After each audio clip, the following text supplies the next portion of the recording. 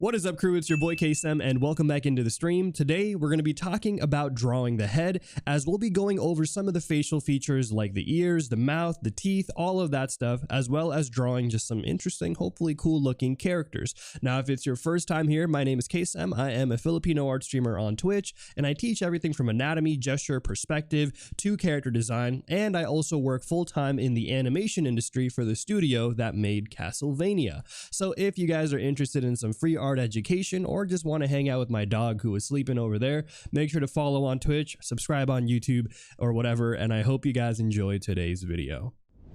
There you go, easy YouTube intro. But as the intro explained, today's stream is going to be really fun because we're going to be going over a couple things, really getting into detail to some of the anatomy that maybe we haven't covered yet, like the teeth, the mouth, the ears, as well as a few other things as well. And if you guys want to follow along on today's stream, as always, if you go to my Discord channel, you will find not only today's worksheet, which is just going to be this one picture, but I'll be doing different angles and stuff as well of this character. So I'll draw a character for him, and then we'll talk about drawing him in different angles. But here are two other cheat sheets that you guys can grab. This is the newest one that I made recently, talking about the fundamentals of the head, everything from the simplified forms to the anatomy to even some few tips and tricks there for drawing that weird space underneath the chin.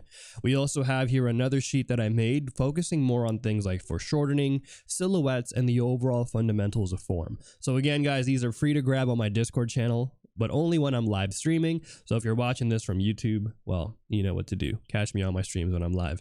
But all right, go ahead and grab these if you guys do want to follow along. But with that being said, let's get right into what we're doing today. And thank you for the subs. I don't know what's going on today. You guys are insane. Appreciate all the subs today from Nikori, from Goat Babe. We also got the 2 gifted subs from Mr. Z Fire. Congratulations to Space Levy and Invaders for that one, and thanks for the hype train, guys. You guys are insane today. It's the Valentine's week spirit. Everyone's here in a good mood. Maybe not. I don't know. But yeah, let's get right into it. So I've already kind of started drawing out the face here with you guys, and I started off first with just kind of a rough outline for the face. This is something that I like to do whenever I'm drawing for my own characters and stuff like that. So you'll see I'm not really using kind of like the box structure or a maybe Loomis head method. I kind of keep it nice and simple at first, focusing primarily on the angle. And then I'm going to go in here on another layer now, and I'm just adding in some of the details for this character. Now, this is the first time that I've drawn this character or that I'm drawing this reference or this person. Chu Song-hyun, hopefully I'm saying his name right. He is a contestant in a Netflix show I've been watching recently called Physical 100. It's a really good show, and I thought, you know, since we're going to be getting into anatomy later in the boot camp, what better way than to use references from this show that I've been watching, which is full of very athletic male and female people. So I feel like this is kind of a cool little balance for me to do some fan art, but also teach you guys some anatomy and stuff. Now, for today's stream, I wanted to lay out first the face, and then as we kind of work around the face and get to more of the details, I'll talk a little bit about some of the anatomical components, like the ears, and maybe I'll even change. I'll also change some of the mouth as well. Isn't he an actor? So he is technically an MMA fighter. I think he holds a couple titles. But I think because he's kind of not retired, but he's kind of in his later careers, he's been doing a lot more shows and acting as well. So you might see him in other maybe shows, more reality stuff. But he's at the heart of things. He's a fighter, an MMA fighter. I think he's really cool.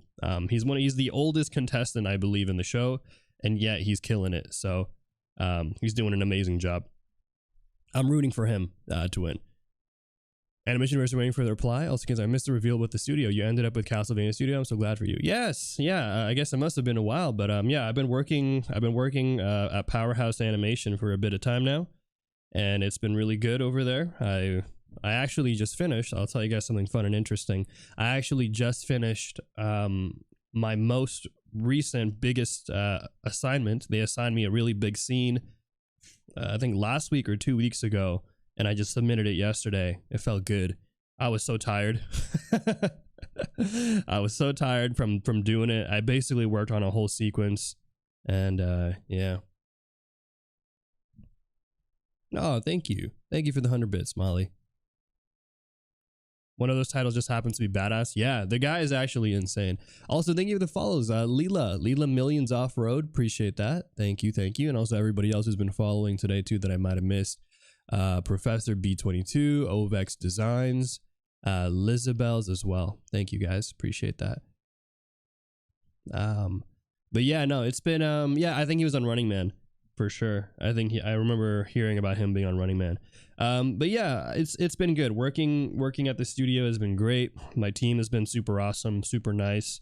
Very supportive, honestly. Will Arrow be your Valentine? Man, honestly, I don't even think he'll be my Valentine. He's just he's been, I bought him, this is gonna sound crazy, but I bought him another bed. I know you guys are like, Kaycem, you never learn. You keep buying your dog a bed and he doesn't even use it. What's the point? But I bought him another bed because this bed has like a little cover thing that turns into like a blanket or like a little cave thing. So it has like a little nook that he can kind of hide under and burrow under. And I actually think he's been liking that one. But he's still learning to get comfortable hiding himself in this little burrow. What the? Thank you for the 2 gifted, Nikori, to Desert Channel and Sven the Skull. Really appreciate the all the support today, guys. It could be I was here in between, but simply forgot. You've been working a lot. I see. But yeah, I bought him another bed, okay, guys? Look. It's like a Snuggie bed. Yeah, exactly. Like a Snuggie bed. Exactly. If you buy enough beds to cover the whole floor, you'll have no choice but to lay on the bed. Yeah. I bought one of those for my dog and she always laid on top of it. I think Arrow is getting used to it, but it's going to take some time for him. Like, we've been training him to crawl under and like actually, go into the bed. And so he's been doing that. But I haven't seen him yet go underneath by himself. He'll just kind of stay on the edge of it. So it's kind of funny. But we'll see how it works. I hope that he likes it though. And if not, well, I guess it'll just be a normal bed. Another bed for Arrow.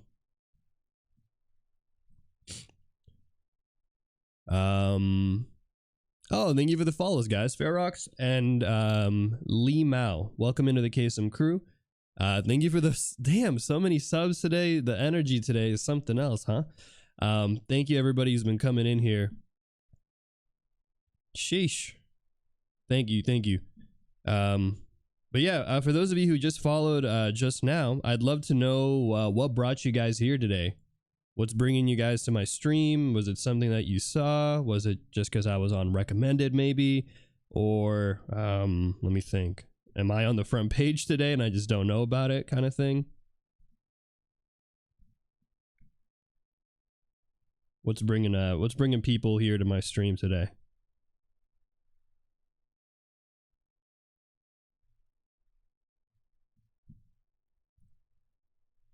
How's it going, Cry? You seem awesome. Love your art. I got here through my sister. We both love character art and design. Oh, really? Damn. You're not the first person to tell me that. Like, I think I've had a few people tell me like, oh yeah, my brother told me to watch your stream, or my partner is watching your stream and said to go check you out too. And I was like, really? Damn, that's crazy. Shout out to you guys for spreading the word about my stream and stuff. I'm still waiting for a day that someone comes in and says, hey, I found you from YouTube. Dude, that would be a great day of celebration. If someone's like, yeah, I saw your YouTube video of your drawing process stuff. And I'd be like, okay, that's what I want to see. Because we've been putting in some good work. We've been putting in some really good work on YouTube. Shout out to my editors.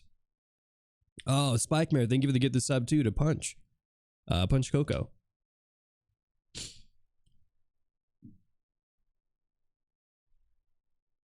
You found me from YouTube? No, you didn't. Really? Are you actually saying that? Not as cool as Saturdays? Hey, come on. Saturday streams are cool, but Tuesday streams are pretty good. Oh man, also I've been having allergies recently. I think it's just because it's the spring season is coming around, you know? So I've been having a little bit of allergies. Oh, thank you. Thank you for that. Appreciate that. Wow, I knew it. You found me on the local newspaper, huh? Well played. Well played.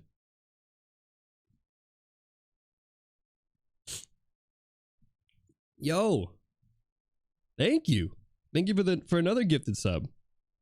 Appreciate that, guys. And now we're like one gifted sub away, or we're one sub away, I should say, from getting the 10 sub goal. You guys are actually insane today. What the heck? Hey. Ah, there it is. May I ask the way you recommend to learn how to use Procreate? Yeah, I would say the way that I would recommend using Procreate, honestly, is to just focus on one brush tool and an eraser, and don't worry about all the other bells and whistles that Procreate might have. It said you do worksheets and such. May I ask where I might find those? Yes, so all the worksheets and resources and stuff on my streams, those are going to be available on my Discord, which I'll actually show you guys right now because we just hit the sub goal. Thank you, everybody. The stream literally just started. But if you guys go to my stream, you guys can actually go to if you guys go to my Discord channel under the art resources, you will find in this category here where you will see all the resources, and I'll actually upload another one for you guys because we just hit our sub goal. So thank you everybody for contributing to that sub goal here. So let me give you one more sheet that you guys can download. So here's the head, the fundamentals of the head sheet, as well as the fundamentals of the form part 2 sheet. And I'll be uploading another one right about now. If it works, for some reason it's taking its sweet time here. But yeah, these are the sheets here. Again, these are only available while I'm live. So if you guys are watching either the VOD or the YouTube video or something like that, just know that you won't be able to catch these unless you're catching me while I'm live. So well, let me see if I can upload this one real quick because it's kind of being angry at me. It won't let me post it for some reason. Interesting. All right, I'll try posting a different one then, because the one that I wanted to give you guys for some reason isn't posting. So I'll give you guys a different one, and crossing fingers that one will get uploaded to the Discord channel. There you go. Okay, so I'll give you guys this one here. This one's the anatomy of the head. This is going to go over some of the simplified anatomy as well as muscles, all of that stuff, and some of the general forms. Yeah, so they're all here. So there you go. Thank you again, guys, for everybody contributing to the sub goal and all of that stuff. You guys are incredible. But yeah, let's kind of go back in here and let's continue with the face and yeah, laying out some of the structure here for this guy. And I guess I can talk a little bit about likeness as well too. Like, how do you draw characters, like let's say from a reference and stuff, and actually make them look and feel like the person that we're trying to draw, right? I think we can talk a little bit about that. Usually what I do if I'm trying to find if I'm trying to get likeness for a character, I'm trying to find key features about that character, or sorry, that person, and then making sure that those are the features that I'm going to be pushing. So I think for this guy right here, the main thing I think is his eyes. He has a monolid, and so from that monolid you can kind of establish already kind of a difference between his eyes versus maybe a character that we've drawn in the past, like Joel from The Last of Us. So we drew these a while back, actually. Let me grab one of these and we'll move it over so that way we have like a point of reference. So you can kind of see the differences in kind of character design already. Like the eyelids are going to be different. Other things you can try to capture are going to be maybe Maybe the brows might be a little different, right? So anything that we can do that kind of matches the likeness and really exaggerating the features of this person or the reference or whatever we're using, I think is going to be really helpful. So let me move these two guys over here, so that way we have like, hey, these are, you know, stuff that I've drawn in the past. So these are two versions of Joel that we drew a while back there. I found you a few days before I got iPad for drawing. Was looking for someone working Procreate and found such a talented, apparently. Oh, thank you. Appreciate that. You guys are incredible. All right, so let's go in first and let's kind of lay out the, I guess we can lay out his facial features, which is another kind of cool feature that you can utilize to really get some likeness for your characters. I think drawing characters with facial features is so much easier than drawing, like, let's say a kid, because I think that facial features can really do a lot to kind of sell the character. Whereas if you're drawing, I don't know, just like a kid who doesn't have facial features, you have to really rely on structure, form, and even then, sometimes that's not enough to really sell that you're drawing a particular character.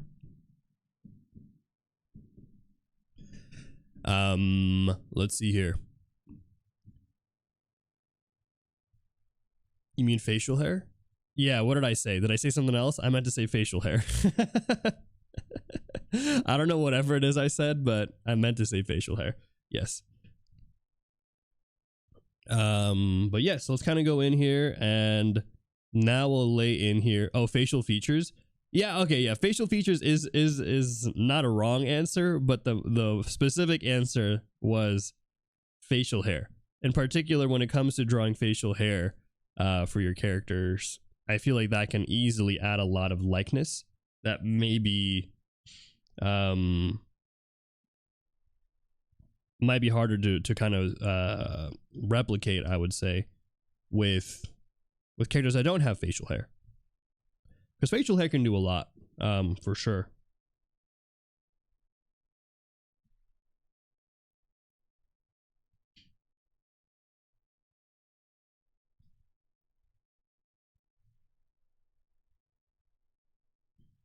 Okay, so here I'm just adding in the kind of like his stash, you know, and we can be very, like, you know, loose with this one. We're not trying to, this is the first time I'm drawing this character, so I'm trying to explore different kind of designs with him and see what works and what doesn't work. But I think this is looking all right so far. Thank you for the follow. Natu from CO, Colorado, maybe, CO, Penny Pal, and everybody else coming in here today. Welcome in.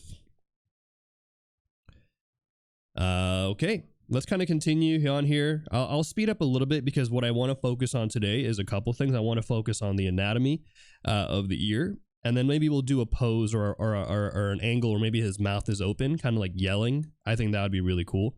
And so with that one, I'll show you guys kind of how the teeth work. I'll tell you some fun facts about teeth and how to draw teeth. Like, for example, this is not the best example of teeth. Let me see if I have a better. Is there one where I drew teeth recently? I draw a surprising amount of teeth for work. These are okay. Honestly, these are not bad, but I'll show you guys a more in-depth. We'll do some more in-depth stuff about teeth. I'm in the mood. I'm in the mood for some teeth today. Oh, am I drawing the wrong leg? Come on, man. It's okay. Not a big deal. Copy, paste, move, and then erase this one. All right, let's go ahead and draw out the hair now. Are you practicing 3/4 view because the angle is different from the reference? Great question. Yeah, so for me today, the reference picture is just for me to kind of get a likeness for the character. But today I'm just drawing 3/4 view because I think it'll be easier for me to show you guys the structure of the ear and the anatomy of the ear when we get to it. So that's the main reason why I'm drawing it in 3/4 view. But yeah, whenever I have a reference here, usually it's just to get the likeness of the character. It's not because I'm trying to get a particular structure of the head or something. There are some really great tools that you guys can use if you want to practice drawing the head from different angles. So I'd recommend stuff like studying the Azoro head, or just maybe practicing taking photos and stuff. Add some strain veins because of the 100. The veins, yeah, we can definitely add. I'll see what I can do for this one.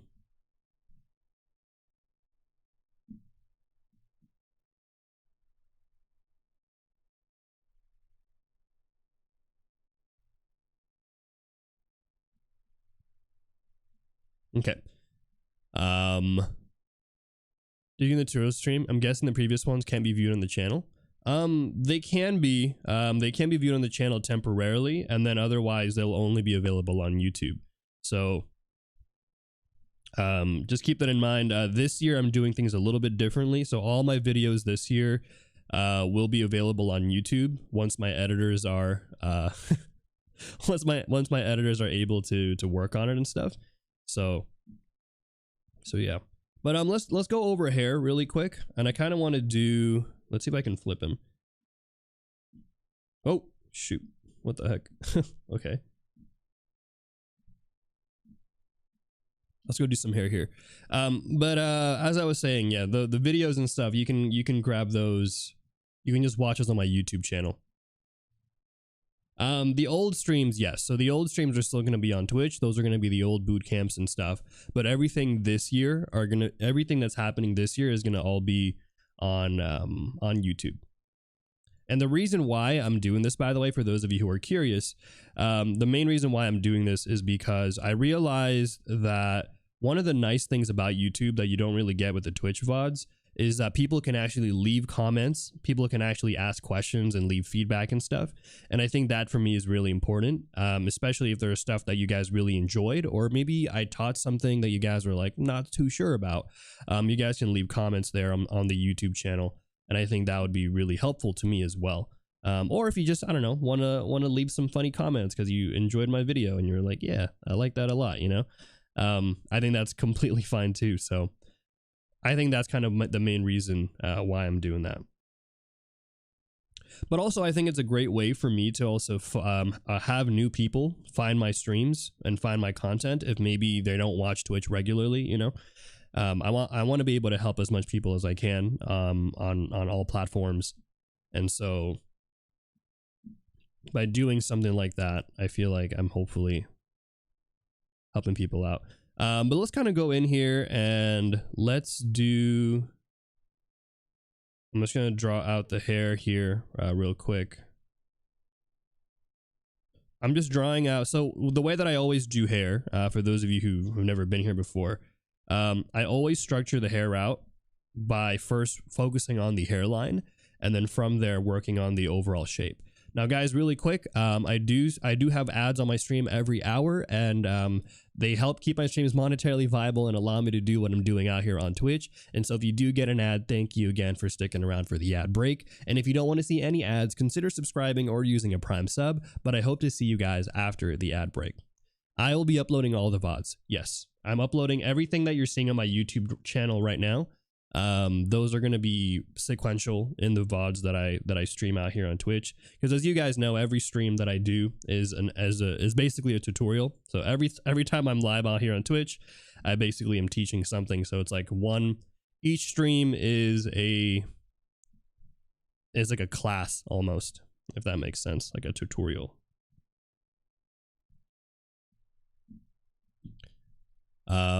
Did you get around to the brushes? No. I will try to do it.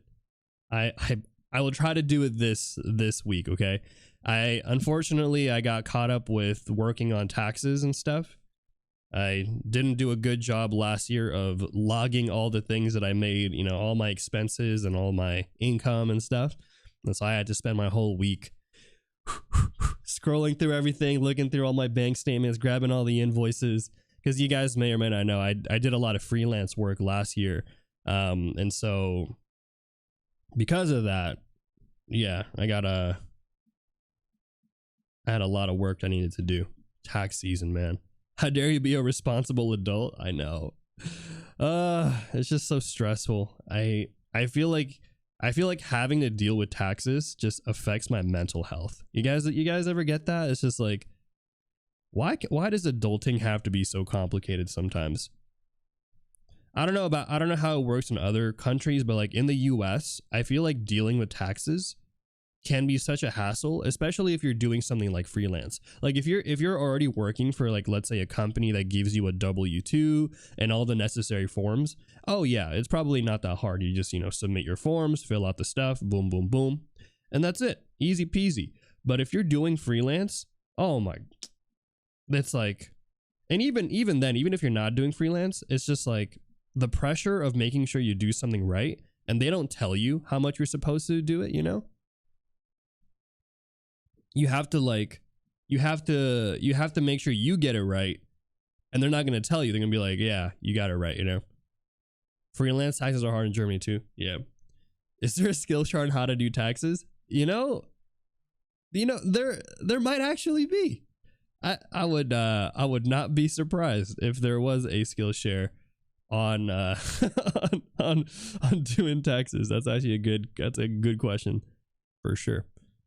I'm self-employed. I understand the crazy that is taxes. Yeah, you guys know. It's wild. But it's cool. I'll make it through. I'll make it through alive out here. By the way, I'm just going over the hair right now, and as you can see with the structure of the hair here, again, I'm keeping it nice and loose right now. I'm not worried about details. A common mistake I see a lot of beginner artists make when they draw hair is they jump in right away. They just jump in. They're like, oh my gosh, I wanna do all the spiky stuff and this and that. Like, how many of you guys have done this before? You draw a head and you're like, okay, let me go in here. Ooh, let me go do this. Ooh, yeah. Let me add a little bit of this. Let me add a little bit of this. Ooh, yeah. It looks so cool, right? Put an F in the chat if you've ever done this before. And then you zoom out and you're like, the details are there, but it looks a little off. The head looks a little funky, right? Or maybe you want to try to draw the character in a different angle or something, and now all of a sudden you're scratching your head because you don't really know how the details work. A common mistake. Now, I'm not saying that you shouldn't do details for your designs, but what I'm saying is be intentional with what you're drawing. And because if you have something like this, which is a more simplified structure, when you go in afterwards and add all those finer details, it's going to make a lot more sense, right? So if you want to get into the details like this for drawing hair, right? Or like this, or actually we even did one of the more anime style. So I even showed you guys how I did this process for drawing Denji from Chainsaw Man, right? It's a similar process of breaking up the simple structures first, and then you go in and add all the crazy little details you want on top of those structures. And I think that'll actually be I think it'll be more easier in the long run, and it'll allow you to draw those characters from different angles. It'll allow you to draw them pretty consistently as well too, because how many of you guys in the chat have had this problem before? Put an F in the chat if you've ever tried to draw, like, let's say an original character, right?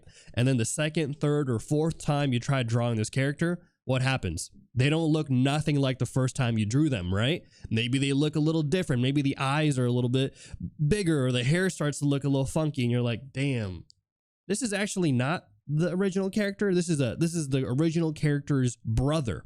This is the original character's sibling. Yeah, And so I always tell people, if you want to get good at consistency, you want to get good at improving your skill and stuff, really work on those fundamentals, and be patient with yourself. Don't be too eager to jump into all the details. I know the details are fun. Trust me, I've been there. But oftentimes I find that jumping too early in the details just leads you to having to go back anyways and spend time fixing all the mistakes you made that you might have ignored because you only focus on details.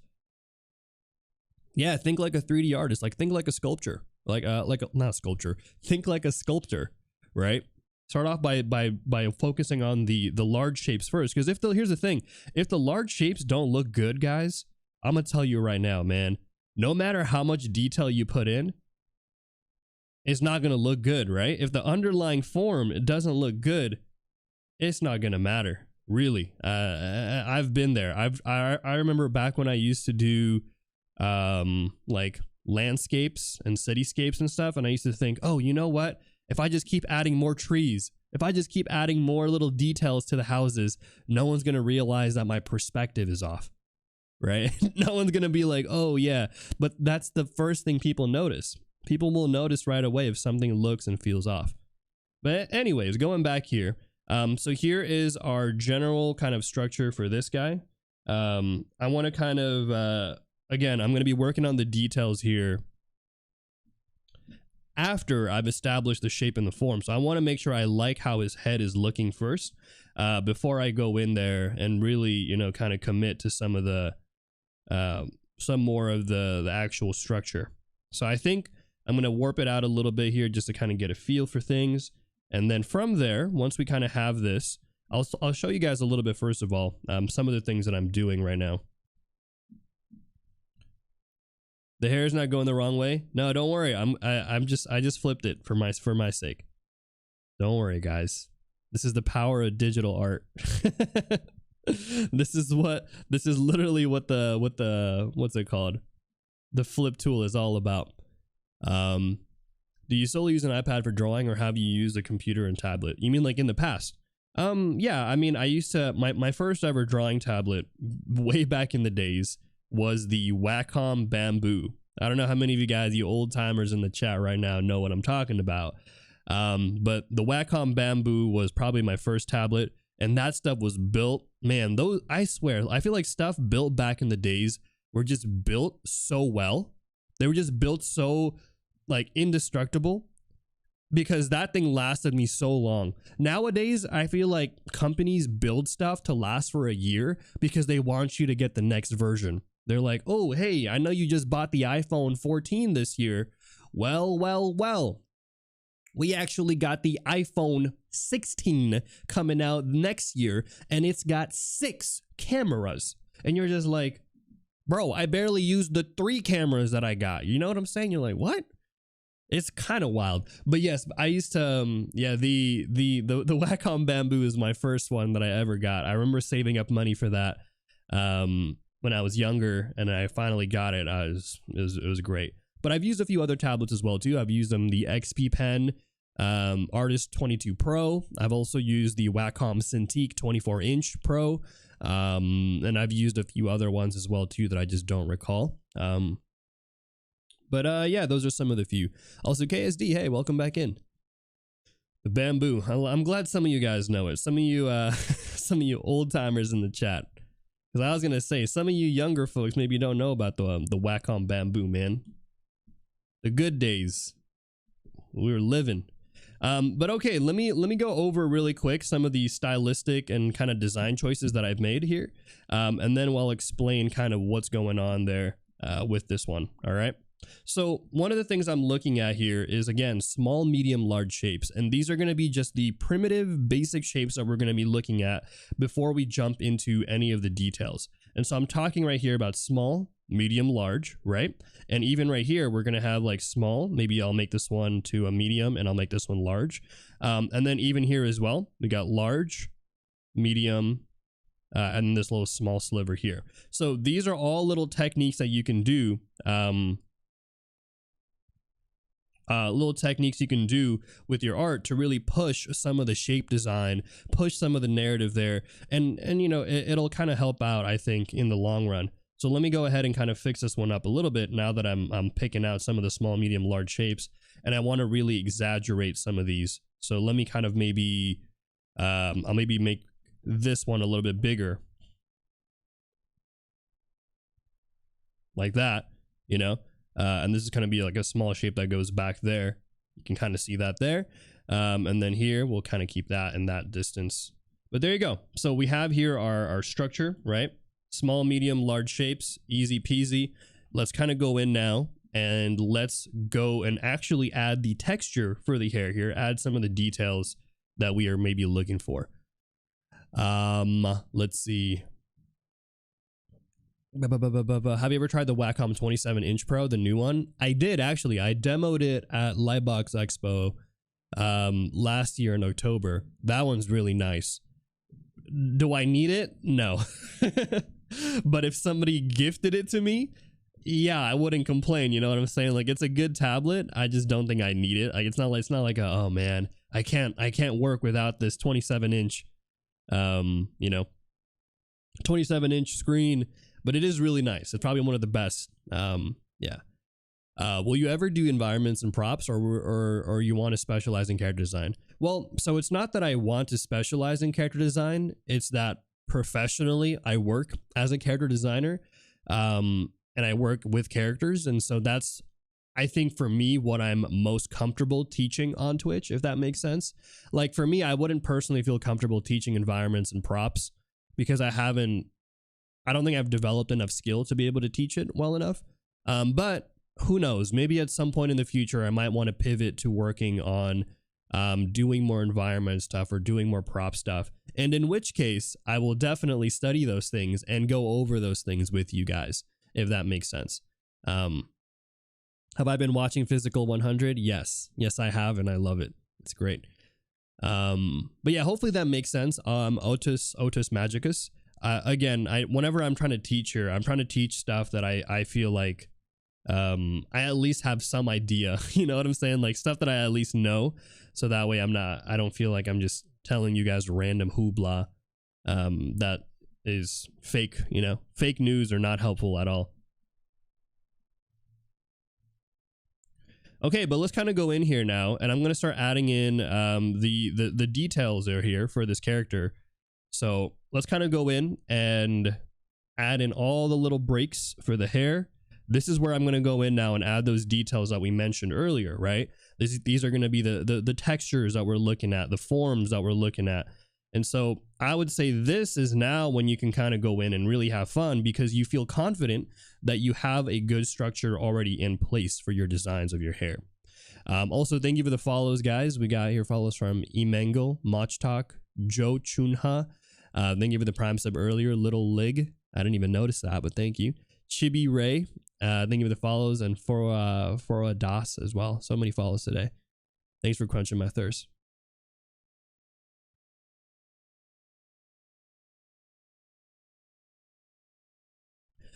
Let's see here. So from what I understand, you're a professional artist for some big names, and you solely use the iPad for production of content. I use the iPad, yes, for the production of content, but I don't use the iPad. I don't use Procreate for professional work. So I use a program called Clip Studio Paint, and that's what I use professionally for work.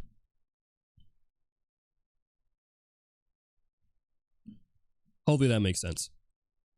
But yeah, actually, speaking of which, let me do a quick little intro of myself, because I think it's been a minute since I've done an intro of myself on stream. So if it's your first time here, guys, welcome into the Kaycem crew. My name is Kaycem. I am a Filipino art streamer here on Twitch, and I teach everything from anatomy, gesture, perspective, hair, clothing design, character design, and all that stuff.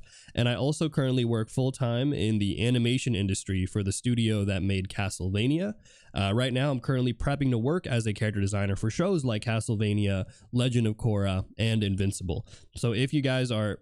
What the heck? If you guys are interested in some free art education, you're looking for a stream to hang out with on a weekend or a weekday or whatever, or you're just here to hang out with my dog, who is really far back today. He's over there.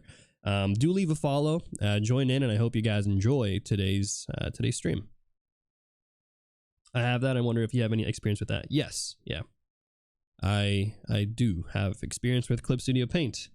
Though my experience, I wouldn't say I'm a pro with Clip Studio Paint. The experience that I have with Clip Studio Paint is honestly based off of whatever work is requiring of me to do, because I don't use CSP outside of work. Basically, if I had the choice, I would probably do everything in Procreate if I could, just because I just enjoy it more. But there are certain tools and stuff that I use for work that only CSP can do, that Procreate can't do. Photoshop can do those things too, but I think between Photoshop and CSP, Photoshop is more expensive, and honestly, for the work that I do for animation and stuff, you don't really need you don't need a lot of the bells and whistles that Photoshop offers. Why don't you use Clip Studio Paint on your streams? Is it because using Procreate is better for streaming? I think I'm just more comfortable with Procreate. I think Procreate also has less UI, and for someone like, you know, for me who only really draws on my streams, I don't really need a lot. I just need my pencil tool and my eraser. Like, that's all I need. But like, whenever I use Clip Studio Paint, there's so many things on the UI that I just don't like. There's all the little tools, bells and whistles on the side, and I'm like, okay, I don't need any of that, you know? I just want my simple tools. Give me my brush tool, give me my eraser, and that's it. That's all I really need whenever I'm drawing. Those tools will carry you a long way, which actually was a question somebody had earlier about kind of getting started with Procreate and stuff, and like, what should you be doing? I highly recommend don't focus on all those fancy bells and whistles that you're seeing that everyone tells you to use, like multiplies and clipping masks and all that stuff. There will be a time and place to learn those things. But I think as a beginner, your main priority is just to get comfortable with the basics of the tools, which are going to be the eraser and the brush, right? I think those are, personally, I think the most important ones to work with. I'm going to move his hairline a bit here because it should be centered probably like right here.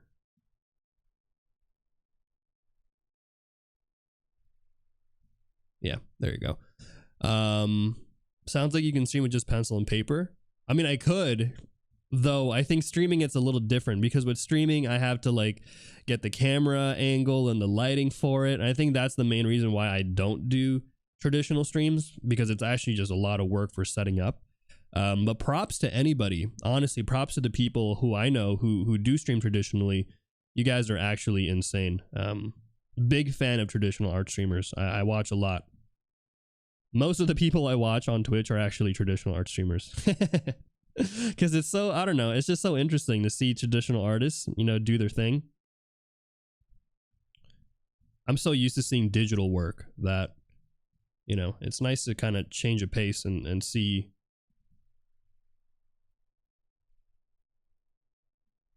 some traditional. But look, now you can kind of see, so going back here to the drawing, you can kind of notice here how by going in and adding in those details, I'm really just keeping the form that we've already established, right? We did all the hard work of drawing all the details in. Now I'm going in and just breaking them up a little bit more, getting some of the structure there to be more cohesive, right? But we've done the hard work, which is all the little details or all the major forms and structure. I'm just going in now and saying, okay, you know what? Let's kind of break up this structure just a little bit more, get some of the more interesting shapes there, right? Clip Studio Paint is your personal choice, not because that's what your studio has license for. No, it's the opposite. Clip Studio Paint is what I use for work because that's what they have a license for. Does that make sense? Does that make any sense? Not the other way around. Yeah. I can send you a picture. Can you do other people? Probably not for funsies. I personally like to choose my own references because there are certain things that I want to practice and draw. But there might be a day. So here's what I'm thinking of doing for Saturdays, if you guys are interested, by the way. Some Saturdays, I kind of want to mix around between doing art roasts for you guys, so doing art critiques and stuff. But I'm also thinking possibly I might do something called maybe doing like not a draw over, but how do I describe this? Like drawing something in my style. So if you guys submit, for example, one of your drawings and stuff, if you guys submit one of your drawings, I might draw your character in my style, if that sounds interesting to you guys. So we might mix it up. So like maybe once a month kind of thing. Yeah, redline critiques. So we did that. We actually did redline critiques 2 weeks ago.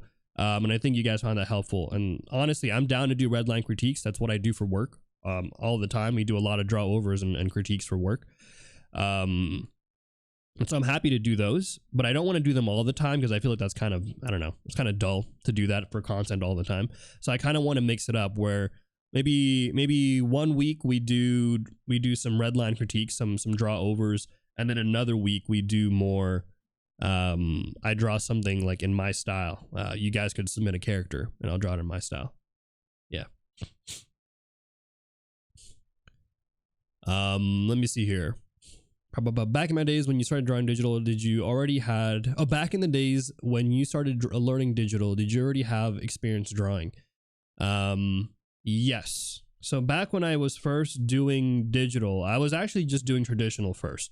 I think I was always primarily a traditional artist, and the way that I thought about digital back then was, how can I create art digitally that feels like how my work traditionally feels?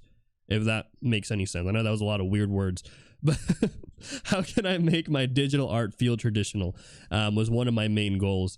And so as part of that, I, tried to really just practice the line work, practice getting comfortable with the basic tools. Again, I always talk about practicing the basic tools, like the eraser tool, or not the eraser tool, the round brush, hard brush, those kind of things, And eventually you start learning some of the other tools as well. Quick question. Why do you erase your lines by painting over them with white instead of just eraser tool? Great question. So the reason why is because I like to draw over these, and it's really good for YouTube and content creating and thumbnailing and all that stuff. So you go here, I can lay this on top, I can lay this on top, and I could lay this on top. But I think it's also faster. So I know this sounds like not just from a content creator perspective, but it's also faster for me, because instead of having to switch and toggle tools, I just go in here, I color pick white, I work with white, I color pick red, I work with red. And so it's actually a lot faster for me to be able to just to switch between colors and toggle that versus actually having to do an eraser and stuff. But it really depends on your workflow. There are some workflows where obviously you can't do this. So, you want to be cautious about that. But if it makes sense and you're working on like a single layer kind of thing, yeah, you're pretty much good to go. That's a good question though. Let's see here. Going from traditional to digital, do you use any screen protectors with the paper texture? Yes, I do, though I don't recommend the one that everyone says, which is paper-like. I think that one's kind of been overhyped, and unfortunately the product, I think they might have changed it recently or something, but the product just isn't as good as what it used to be. It's a lot cheaper in quality, even though the price is the same. And also I think it really burns through my nibs. Like, it's crazy how much it burns through my Apple Pencil. And so I actually recommend another one. It's on my gear section down below. I don't remember the name. It's like a random like third-party brand that I found on Amazon. It's a third of the price, and I think it's better quality. And it feels just as good, if not better, to be honest. But yeah, I used to recommend Paper-like. I used to be like, oh yeah, Paper-like, you should get it. But it's honestly night and day when you use something else that is just focused on the quality and not like over branding themselves. Yeah, Paper-like destroys the nibs like crazy. It's actually insane. So I would recommend getting a screen protector, and it's also just good, it's just good to have a screen protector to protect your screen from damage and wear and tear. But I don't recommend Paper-like. And if you have Paper-like, what I'm trying to say also is, if you have Paper-like, I'm not saying Paper-like is bad. I think it's still a decent product. Like, it's still a good, it's still a good screen protector and does the job right. But I honestly think there are better options, cheaper options, especially for those of you who are looking to get something, maybe looking to get an upgrade. But if you already have Paper-like, I'm not saying like, bro, your Paper-like is trash, rip it off right now. That's not what I'm saying. I guess I'm kind of saying a little bit like that, but it's still good. It's just not the best option.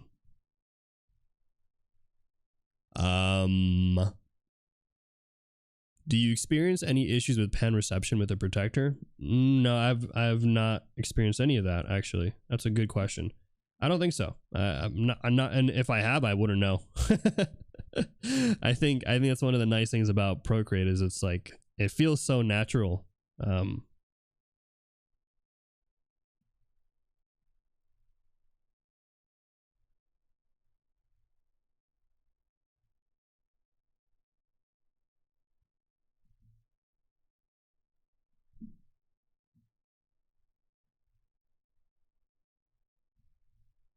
Okay.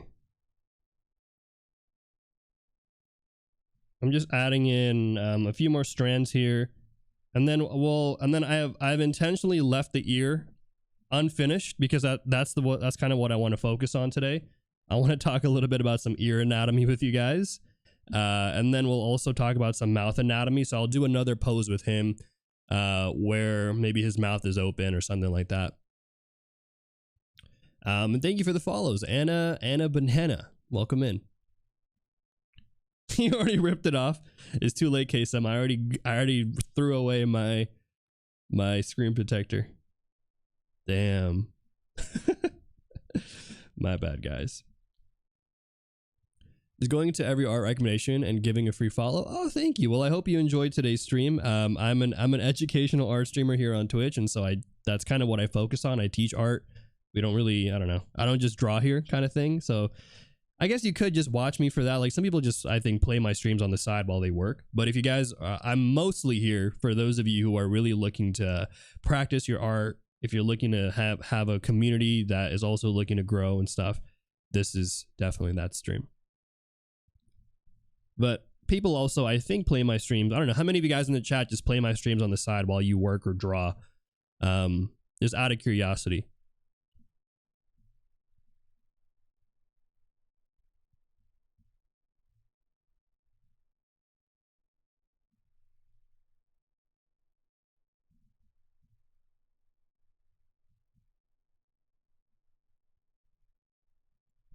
And today we're doing, so today I'm mostly showing you guys when I get there, I'll be showing you guys how I draw ears and stuff and kind of the anatomy of the ears.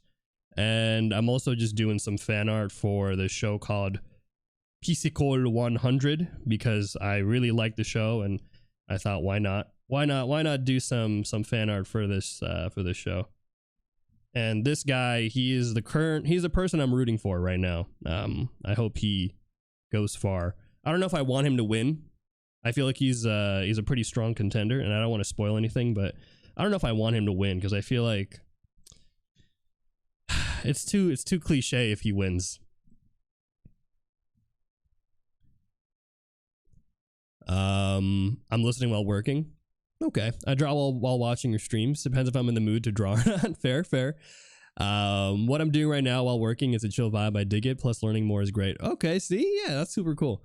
Right now, but I'm learning a lot from listening too. Oh, that's great to hear, guys. I appreciate that. Damn, wow, that was actually a lot of you guys. Sheesh. Welcome in, everybody who's here. And sorry to have you guys type like make you guys distracted from your work just to type that. I know some of y'all like, bruh. I had to tab out. I had to tab back in, type in the chat. Back to work.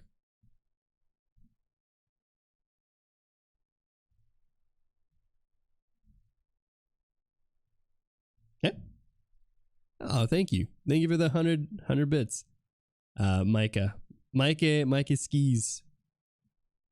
We're here to learn. I want one of the girls to win, the girl wrestler. Me too. She's great. I'm not going to spoil anything. Shh, no more spoilers. No more spoilers, guys, because some of you might not have seen it yet, and maybe if you want to watch it, I don't want to like spoil who's going to be there and who's not going to make it through kind of thing. But anyways, let's kind of continue off with this one here. I think this one's good. I'll show you guys really quick kind of the before and after so you can kind of see my process of how I break up hair here and do all of that stuff. I think this one is good for now. I'm just trying to think if there's any other details and stuff I want to add in, maybe stuff I want to double up.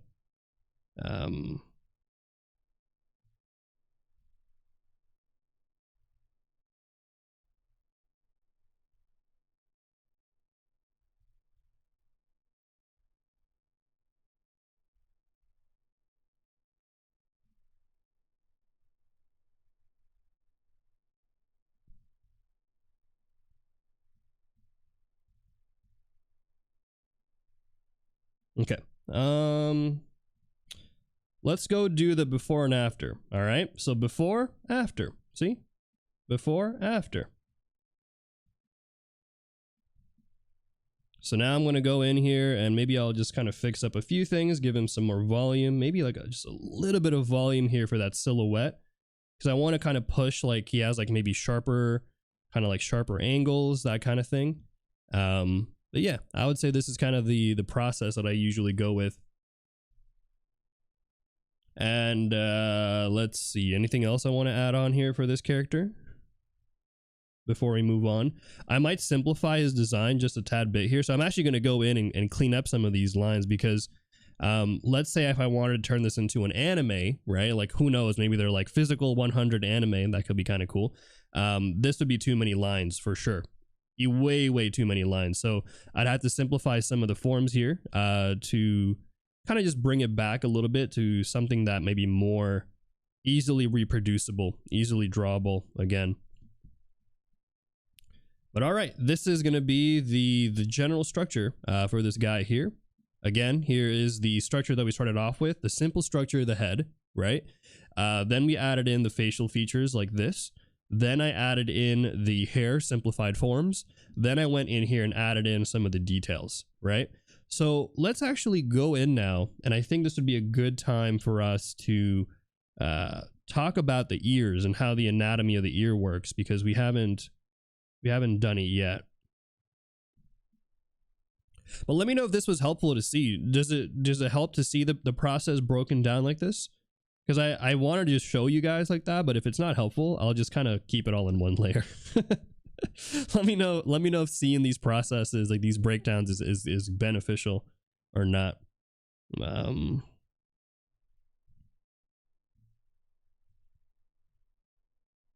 maybe what I'll do is pretty faces. Thank you for that. Helps for sure. Okay, cool. Then I'll keep doing it. When you have a character practices a particular sport, do you emphasize any particular detail? A fighter, thicker neck, broken nose? Oh, that's actually a great call out, Fran. There's a couple of things you can do, right? And I think it all depends on the character and stuff. But I think because he's a fighter, I naturally wanted to give him sharper features. So I kind of exaggerated more sharper feel for like his nose, like that. I made sure to kind of make his head feel more triangular. So I kind of wanted to have an upward tilt here, going this way, right? So these are like things that I'm subconsciously doing almost in a way, because what I'm doing is I'm trying to think about the shape language that I want to convey for this character. In many ways, I think he's a leader type character. He's a very aggressive person who is a fighter, so he's dangerous. So I'm kind of giving him a forward momentum by having his hair have the most of the volume in the front, pushing forward that way. I'm giving him sharp features on his brows here like that, sharper angle here for his cheeks to kind of really push that narrative again. And so I'm trying to use a lot of motifs to really convey some of that energy for this character. And I could probably push it even further, honestly. I think we can do it. I think we can definitely add a few more features here that'll really sell this narrative of this character being a fighter and being more kind of, more aggressive. But there's a few other things you can do too. So usually fighters like him who are more kind of lean muscle and stuff, they will also have stuff like maybe gaps between here, because this is going to get into the anatomy, okay? But basically, between the zygomatic bone and the mandible, all right, this is the jawbone here. So between the cheekbone and the jawbone, there's going to be a set of muscles that basically connect that allow you to move your jaw up and down and all that stuff.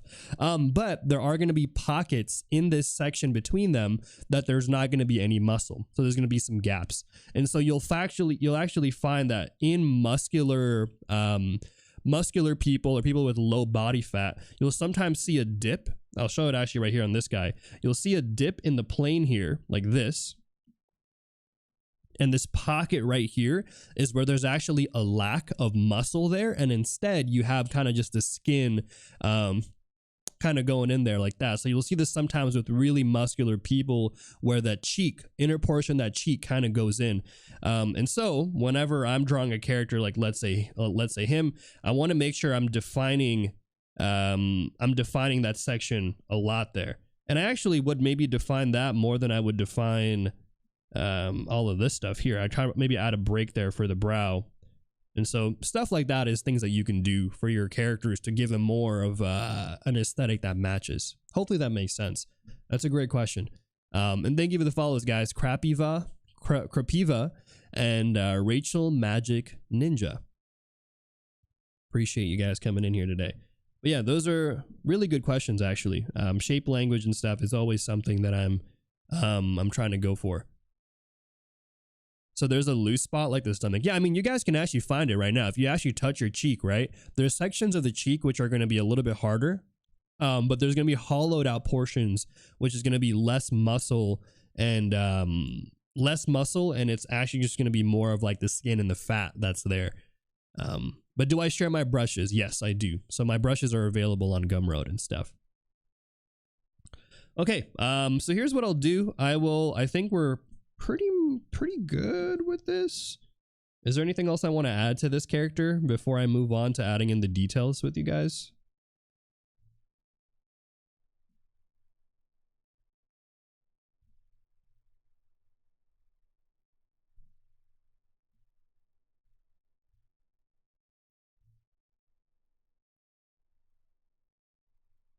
I think I'm good. Yeah, I think we're okay. I'm just thinking like, because I don't want to like have to go back to the line art if we're going to do stuff like coloring today, you know, that kind of stuff. So I'm just thinking, do I feel good about it? I think so. I think he feels okay. Maybe what I'll do is this. I'll just sharpen out his jaw a little bit.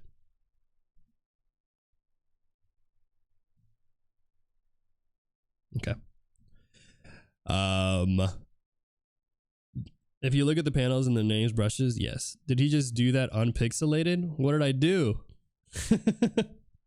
Oh, touch my cheek. Oh, you guys are trolling. All right, let's go ahead here and let me do a couple things. I'm gonna break it down so that way you guys can kind of see the before and after steps. All right, so what's the best way to do this? I'll do it like this.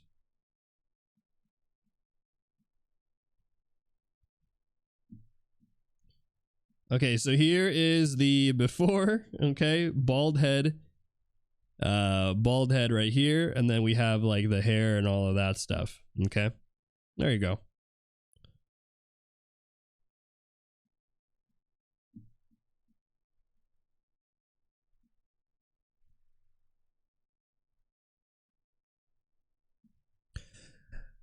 But let's talk about ears really quick, because I actually saved the ears here because I wanted to focus on a little bit about the anatomy of the ears. I don't know how many of you guys are interested in some ear anatomy today, but we're gonna talk about it. All right, we're gonna get into the structure of the ear and all that good stuff. So it'll be fun. Okay, so let me move. I'm gonna move everything over. Hold on.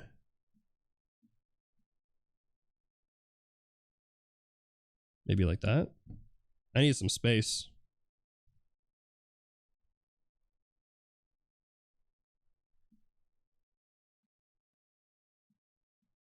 Okay, we'll go like this. All right, let's talk about your all ears, bro. Come on. What is this? I'm all ears. Uh-huh. Yeah, that's, I don't know what I should say about that. Are you my anatomy professor today?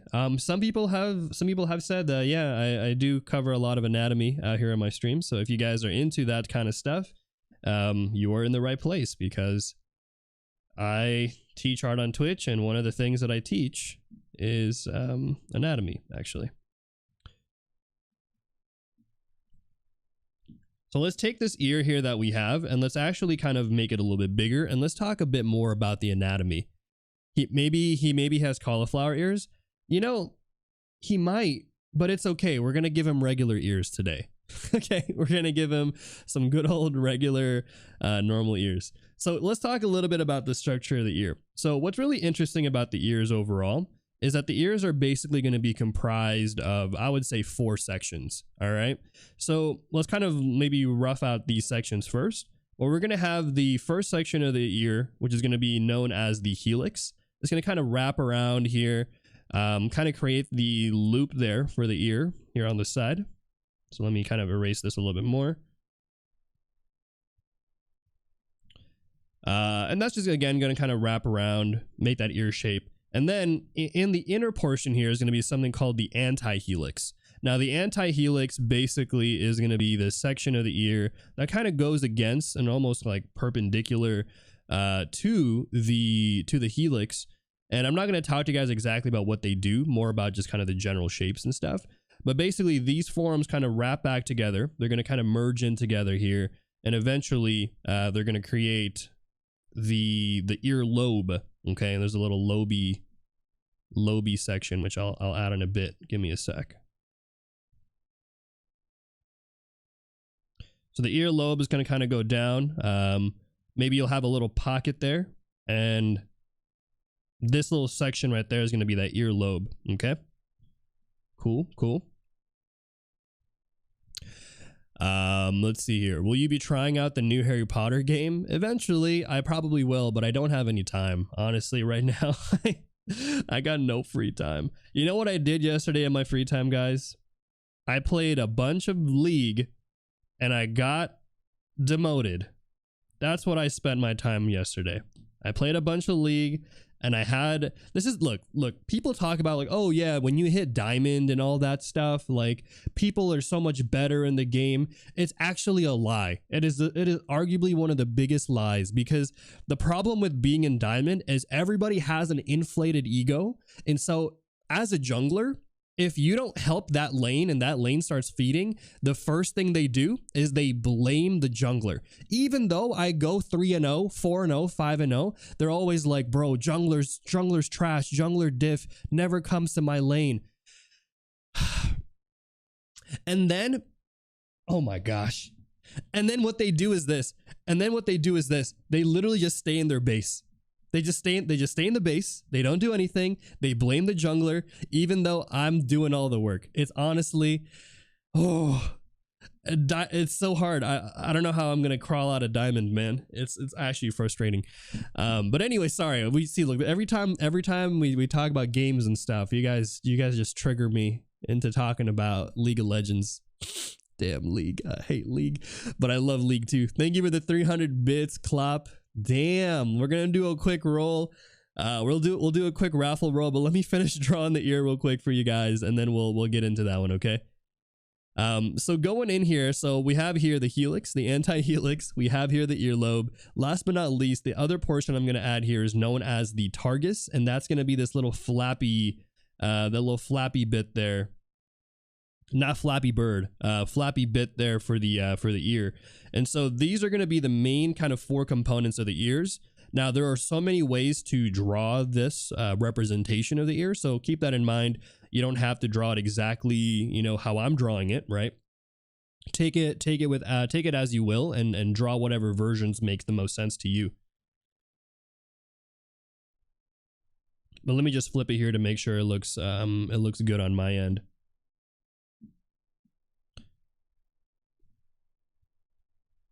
But what I'll do is first I'm going to label these, and then I'll actually kind of draw some of the cross contours here, so you can kind of see what I'm talking about for the entire ear. Sounds like Apex. Yeah, I'm afraid to play Wild Rift with Kaycem. Oh, play with me. I know I sound scary right now, but like it's just like there's so many toxic people. I'm not one of them. I'm not a toxic player. Come on, guys. Okay, so again, we got here the helix. All right, so we got the helix. We've got here the anti-helix. Kind of sounds cool, honestly. Anti-helix. It's like the opposite. Goes against the helix. Got here the earlobe.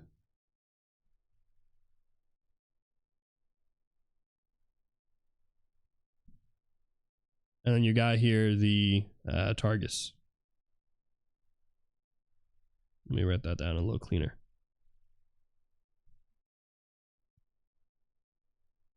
Okay, so you have these components of the ears. Now what I'm going to do is I'm going to talk a little bit about, is it tragus? Oh, sorry. Yes, it is tragus. My bad, my bad. Tragus. There you go. Let's go ahead and do the contours here. Wait, did I do this on the... Damn, I did it on the same layer, didn't I? Also, what's going on? What's my iPad doing? Hey, stop. I'm scared. What the heck? Yo, what are these? What are these? What happened to my iPad?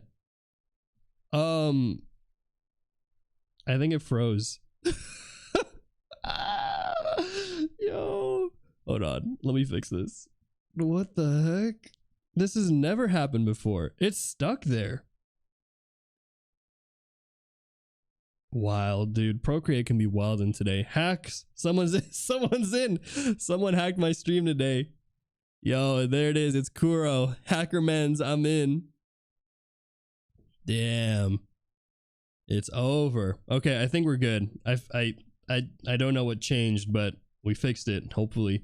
Okay, but let me go ahead and duplicate this. Let me go and I'm gonna do a quick little cross contour for you guys, so you guys can kind of see the cross contour of the ears here. I mean, you guys have ears, so you guys all know, but sometimes it's good to kind of see the cross contours and just get comfortable with that, right?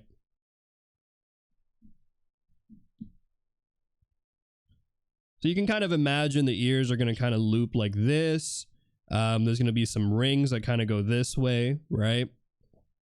They kind of loop in there. And they're kind of going to loop back like this. Maybe they'll have, you'll have like the earlobes going in this way, right? And so you have kind of like this rhythm here for the ears. And then here you'll have, I think this is kind of where the most interesting stuff is going to be. You're going to have the kind of the earlobes kind of going in and kind of following this like ring shape a little bit. So let me kind of do this a little bit better. You can kind of see it maybe with this guy. It's kind of hard to tell with his ears and stuff. Oh, the chat's covering. My bad, my bad. A little teaser for you guys. Okay, there you go. I'm doing the contour of the ear. And then inside here is going to be kind of like that concavity where the sound kind of goes in here like so. Okay, I should just go like this and then be like, yeah, cover it here and then be like, all right, if you want to see this, make sure to subscribe to my OnlyFans where you're going to get secret access to juicy content like this. There you go. No, I'm kidding. I don't have an OnlyFans. I'm sorry. Don't try searching me up on OnlyFans. I don't have anything there. You will actually just get disappointed. But anyways, as I was saying, these are going to be the cross contours of the ears, you know, just to kind of see and visualize it a little bit better here. So let me do that on a multiply layer. And then the last thing I'll talk about when it comes to ears, I think is going to be just showing you guys the angle and the placement of the ears, because I feel like ears can be really interesting, and if you're not really too familiar with how they work, you can kind of get confused. So let me do that on a quick little layer here. Ear only stream.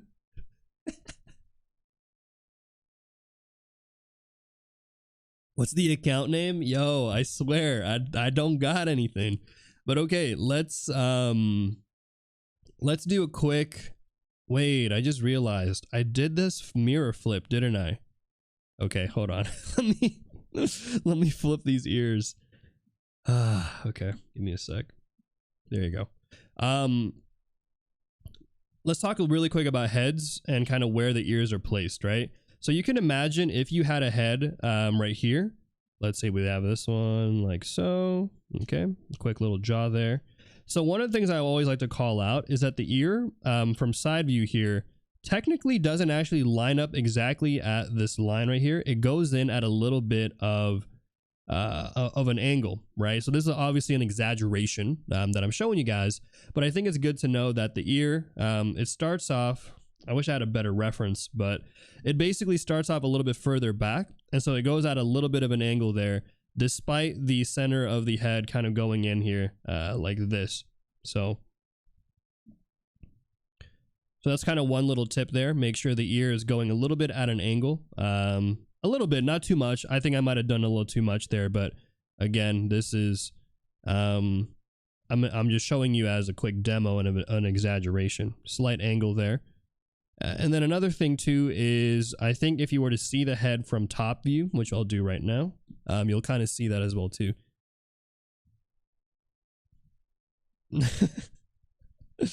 Let's go do a quick little top view of the ear, and then you can kind of see it from that direction.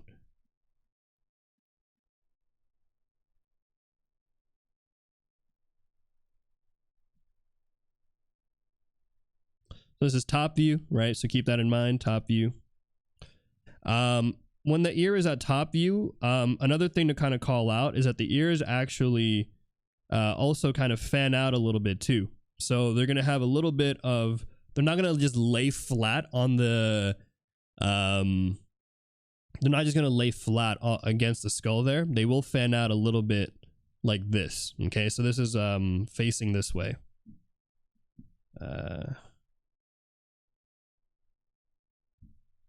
Is there any other angles I want to show?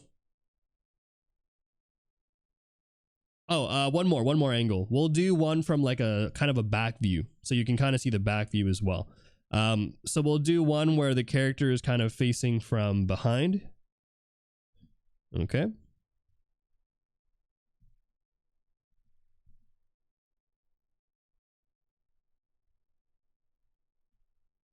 So when the character is facing from behind, the way that the ears are going to look like are basically the ears are going to kind of go in here and kind of curve in a little bit and kind of create some of that hook, and then they'll kind of hook back here like so. So it's not going to just be like a flat ear like this and you have all the same details. Depending on the angle of the head, you can basically just see mostly just kind of like that C curve as it kind of overlaps back into the ear there.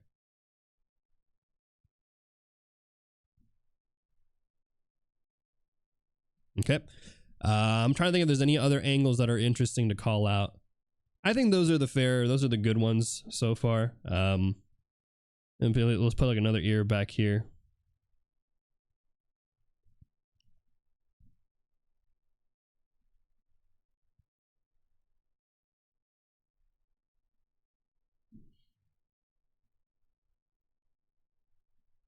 So do this. Don't do don't just do like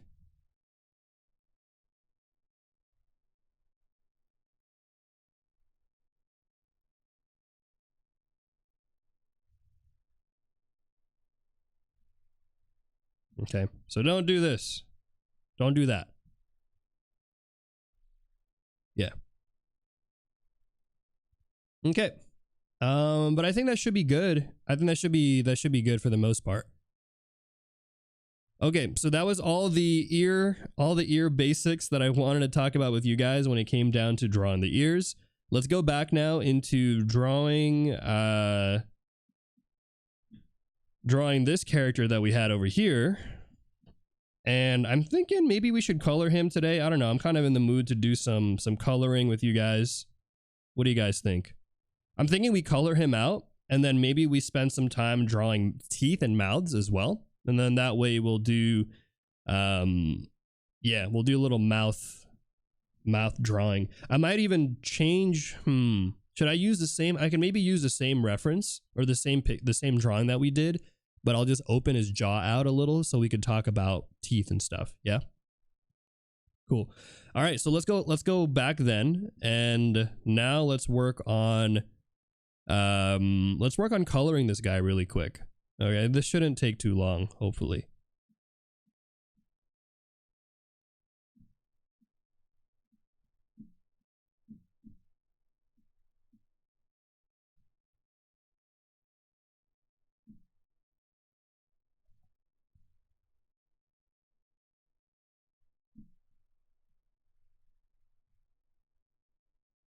All right. So here's my process for getting things prepared for coloring and stuff. So usually I'll use a multiply layer just to kind of get the line art prepped. I'll duplicate that multiply layer to get a little bit of motion blur in there. This just gives us a little bit of oomph for our colors. I'm going to merge all those things together, and then I'm going to just go on top now, and I'm just going to set the colors to a multiply. And I think that'll be pretty solid for us there. Hey, how's it going, Azak? Welcome back in. Thank you for the follows, guys. Abo Hall. We also got Nero Crane. TikTok 1234 Ian, great name. Oh, also we have the hold on, before we what's it called, before we jump into stuff, we should do the raffle. Let's see here. I need to see your color picking strategy. Oh, you're gonna get disappointed. I don't color pick. I just go in here in the wheel and I just choose colors and then I paint them out and see which ones I like.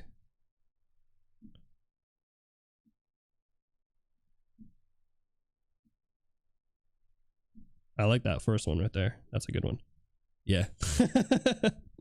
Yeah, I don't color pick. I just do this. I go in here, I pick the colors that I like to see, and then I apply them and then I work with them.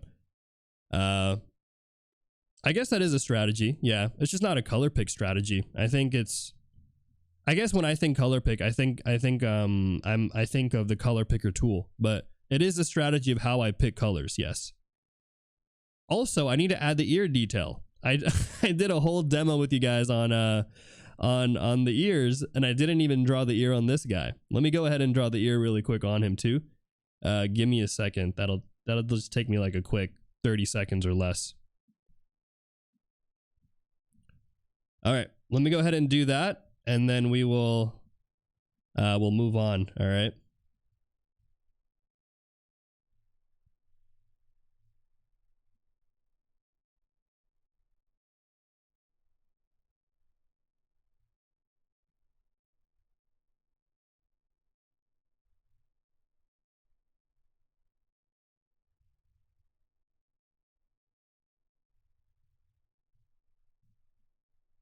Okay, there you go. And that should be pretty solid for my structure.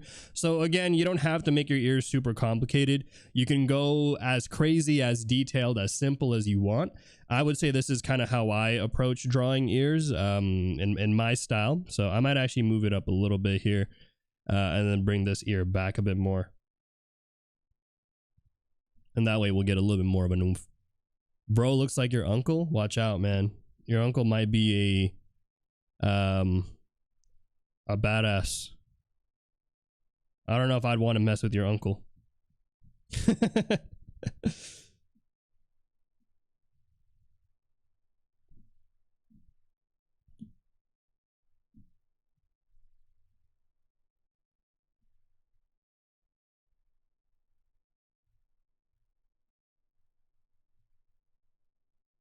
All right, cool.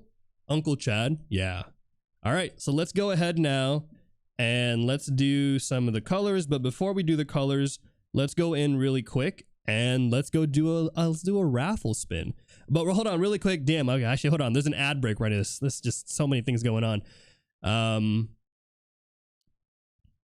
Guys, if you guys are new here, by the way, welcome into the Kaycem crew. I do run ads on my stream every hour. One's running right about now. So if you do get an ad, welcome in. And I hope you guys, oh yeah, why am I so zoomed in? Wait, have I always been zoomed in? What the heck? Guys, I do run ads on my stream every hour. And yeah, if you guys do get an ad, thank you again for sticking around for the ad break. Appreciate you guys being here. If you don't want to see any ads, consider subscribing or using your Prime sub. Let's see. Yeah, why was I zoomed in so much? No one said anything. Okay, I guess I'll color a little bit while I wait for the ad break to be over. It felt closer. It felt more intimate. Yes.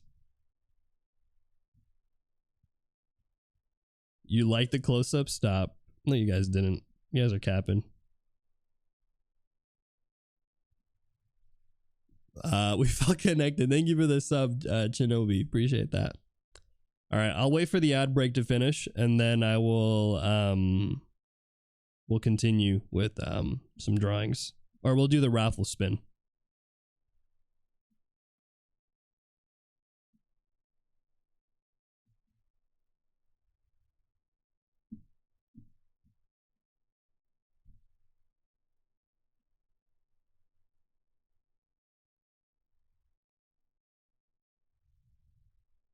Valentine's close up. Yo, what the heck? No, you guys are right. It's that kind of stream, you know, a little bit of intimacy. Earlier we talked about OnlyFans. I think it's only fair. It's only fair.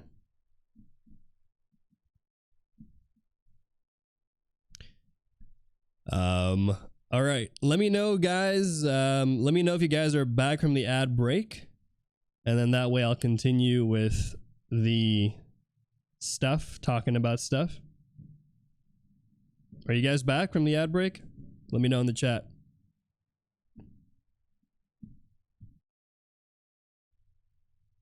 You guys are back? Okay, cool. All right, so if you guys are new here, every time we hit 100 bits on my stream, it actually activates this raffle spin that we run on my streams, where you guys can actually get the chance of getting some free stuff. I know, free stuff. Holy smokes. Ain't that crazy? All right, so here's what you got to do. It's nice and simple, nice and easy. All you got to do right now, guys, is, let me actually do it like this. First of all, let me pull out the wheel so you guys know what we're playing for. Free stuff. All right. All you got to do right now is actually type in exclamation mark. Wait, hold on. We gotta raid real quick. Hold on. Let me hide the wheel.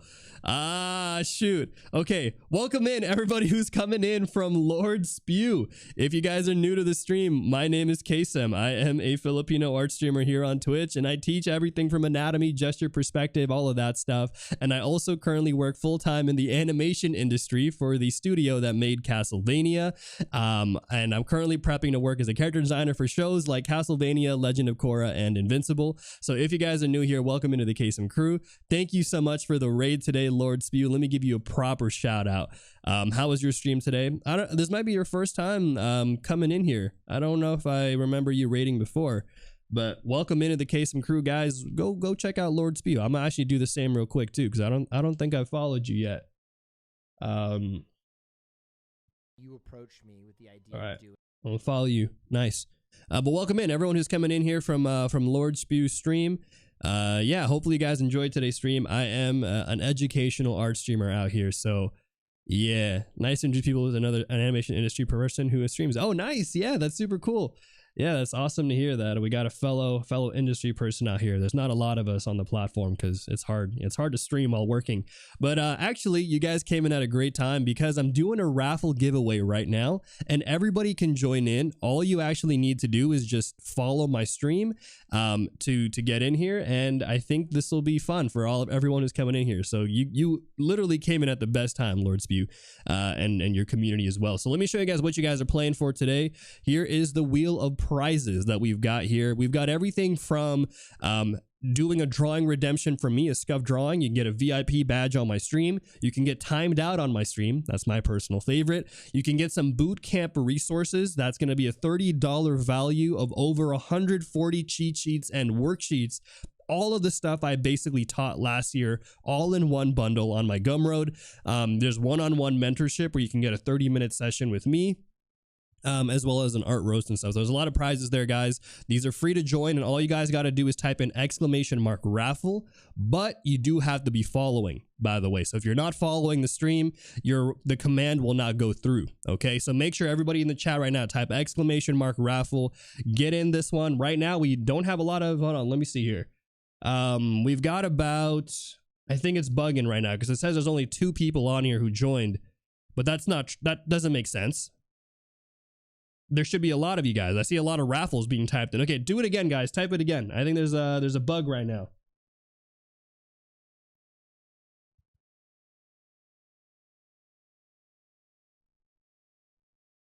Okay.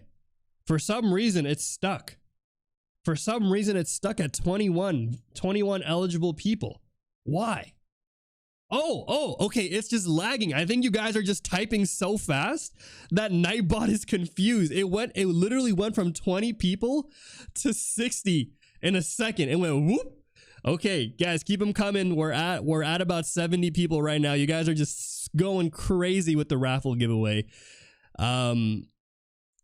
Exclamation mark raffle. Okay, we're currently at 70 people. I'm gonna wait a little bit because I think Nightbot might be a little bugging right now. Just keep typing exclamation raffle if you haven't entered in yet. It should be updated now. Let me just double check. I think we're at 60. Okay, cool. All right, so we're at 70 right now. Let's go ahead, guys, and let's do the spin. Let's see what you guys are playing for today. Pause the music.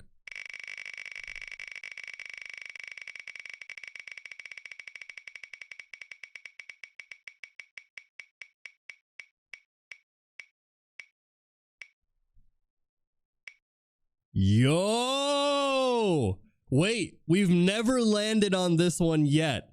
This is honestly, I would say this is the best one. This is actually probably the best value one right here. We've never landed on this one before. Okay, here's what we're gonna do. I'm gonna let you guys go again. Type exclamation mark raffle. All right, exclamation mark raffle.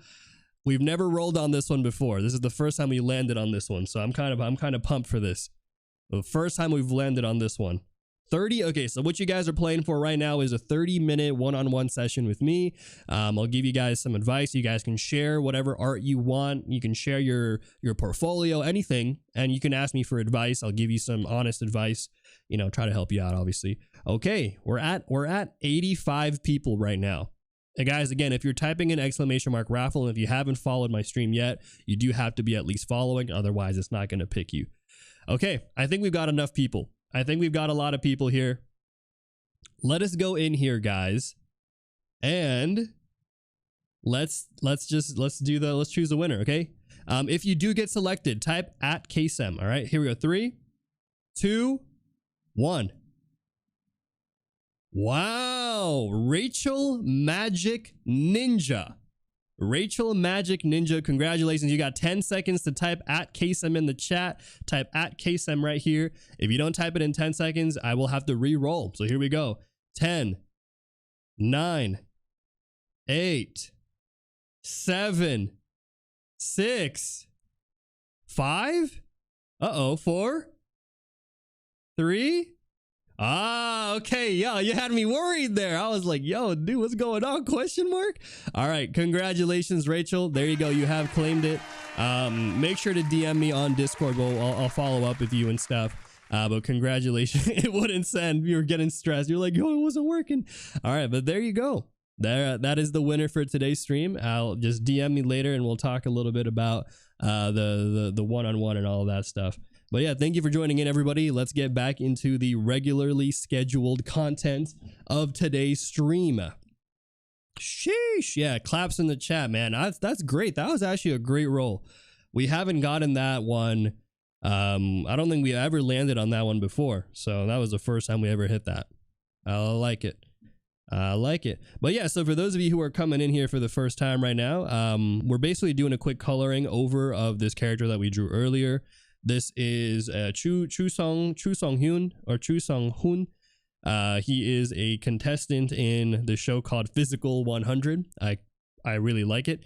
I really like the show, and I thought, why not do some of that while we also do some tutorials today? Because today I also gave you guys some tutorials of the ear, and then I think later we'll do some teeth tutorial. How many of you guys in the chat have ever struggled with drawing mouths or teeth? Put an F in the chat if that's something you've ever struggled with, because today I will give you guys the secrets to drawing teeth, for drawing mouths.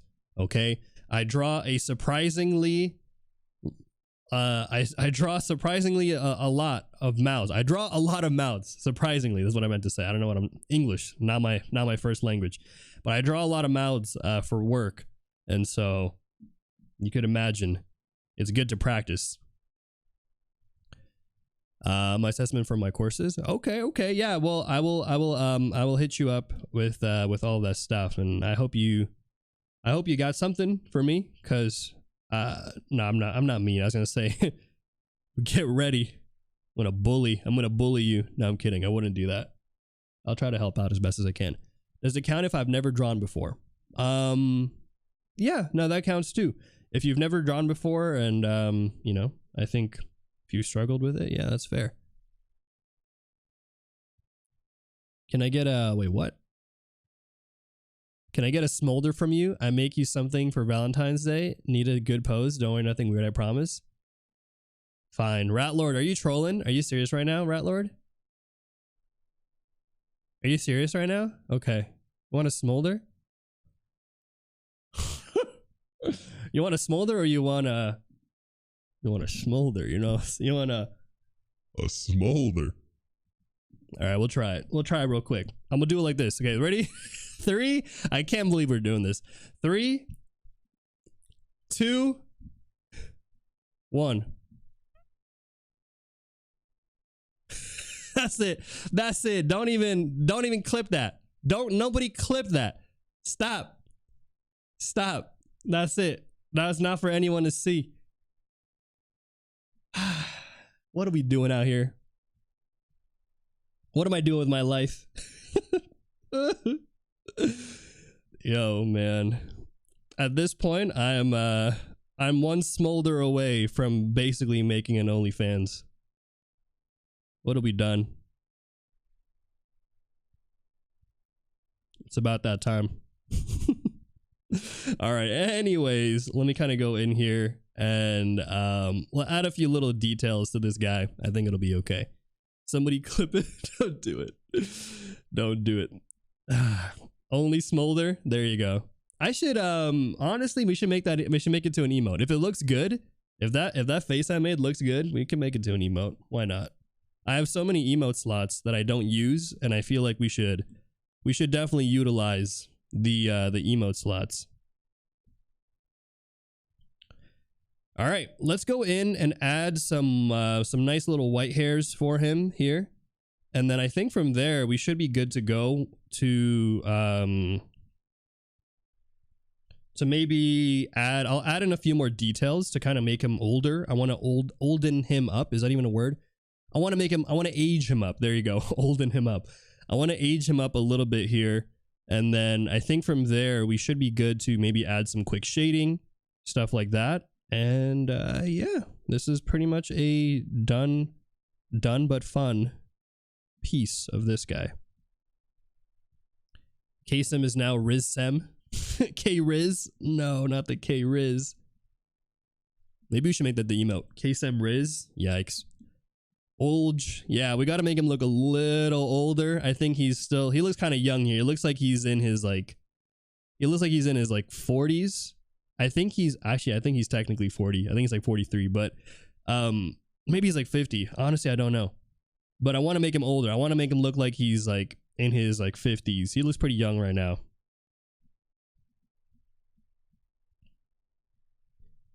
I had to clip it. Post it on the Discord. I gotta see this, man. A little older. Yeah, exactly. Thank you for all the follows today, by the way, guys. Lolu Kuma, Mr. Benjay, Sleepy Person, Dito, Cheka, Adi, and Daddy, Mutant Parasite, Tulver, Jam Day, the Sinister Dev, Honeysuki, and everybody else who's here today. Out of curiosity, for those of you who did follow today, how did you guys come across my stream? How did you guys follow my stream? How was it through recommended? Did you just stumble upon it? I don't know, you know. I'd love to know what brought you guys here on my stream today. Was it just the thumbnail? Was it because of the Riz face? You saw some thumbnail. Did it freeze on my face and now everyone's clicking on it? Like, what's the story here? Oh, the title drew you in, huh? Yeah, I need to go check out some of Lord Spew's streams. Super cool. It's always nice to find other people who work in the industry, because again, I think it's really hard, honestly, to actually stream but also do like a full-time job. So shout out to my fellow streamers in the chat. You guys know what I'm talking about. Looking for ear pics all over Twitch. Yeah. You literally came to the one stream on Twitch where we drew ears. Like this is the stream that we spent drawing ears. I can't believe we did it too. I stumbled on it when I saw some art that looked similar to some animations, although now it makes sense if you're an artist. Oh, you mean the animations and stuff? Yeah, I mean, again, a big part of why my style looks like the animation style is because that's just what I do for work. And so I think naturally my style will, look like the style. I would say it's interesting because I have to actually, fun fact, I actually have to draw more regularly for myself now. Otherwise, I start to lose my own style, because my style starts to shift more towards the powerhouse animation / Castlevania style. And so I'm always like, and there's nothing wrong. There's nothing wrong with the Castlevania style, but I don't want people to just be like, yo, isn't that Castlevania? You know what I'm saying? I want to have a little bit of my essence still in there intact. And so I have to always draw. I gotta draw for myself and make sure there's the style that I like, because it's so hard whenever you're drawing characters in a particular style, I got you a nice pic. Do I put it in the server or here? Put it on the server. Yeah, because I don't think there's links here unless I make you VIP. It is wholesome, I swear. I believe you. So I had art lessons, and I'm always looking to improve my art since I'm starting to move away from using templates. Oh, nice. Yeah, guys, if you are looking for a little bit something to check out, by the way, I do have a YouTube channel as well. So on my YouTube channel, you guys can actually check out all the other videos and stuff that I got over there. So, and I'm trying to do this thing this year where I'm trying to upload somewhere between 2 to 4 videos, 2 to 4 videos a week. So there's a lot of stuff that I've been trying to upload over there on YouTube. Me and my editors were putting in all the hard work. So yeah.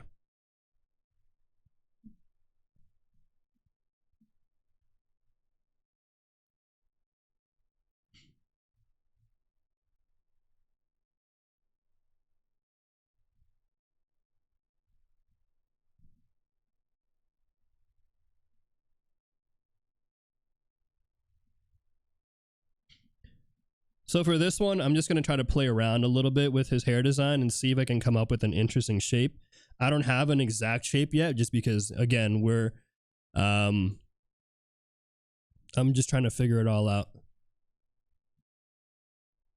What is this? It's in the general? What's general? Welcome chat? You put it in welcome? Why'd you put it in welcome? Wait, where is it? I can't find it.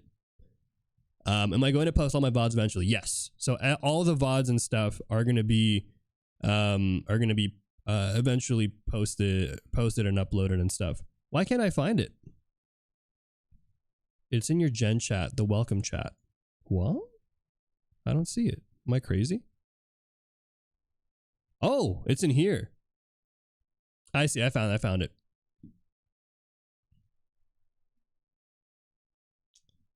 Pause the music. Guys, what is this? What is this? Hold on. How do I shrink this, man? Yo, send this to your Valentine's, guys. What is this? I'm Simply in love with you. Is that fire? Is that fire, or is that... I don't even... What is this? Bro, I can't even, I don't know. No, you guys decide. Is this fire or what? Is this W or L? I think this might be a W. I'm gonna give it a W. What the heck? Wait, Ratlord, post that in the general chat, because I think you posted it in the special chat for special people. Put that in the general chat. That's actually pretty good. The rough outline is great. No, that's good. It's good. It's a W.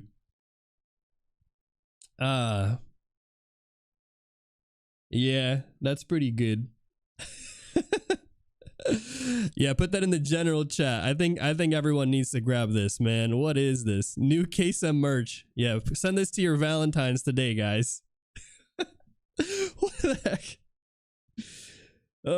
You guys are wild. No, thanks for making that. That's actually I might have to use that myself, man. I gotta send that to my Valentines now. Sheesh. I'm simply in love with you. Nah, it's good. It's fire. It's fire. You guys are wild. Thank you for humoring me today.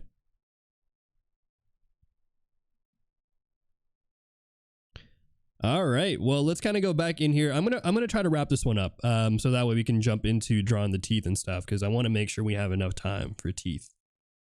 Enough time for teeth today.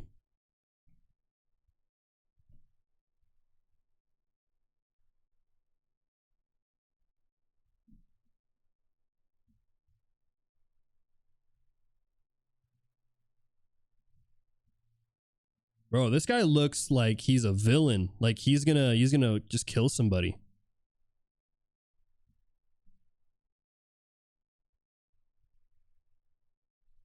But like in a good way. You know what I'm saying? Like a good villain. I also drew you. What's the Discord? I can put it there. Yeah, you can put that in the Discord channel. There are, I think art share is probably the best spot.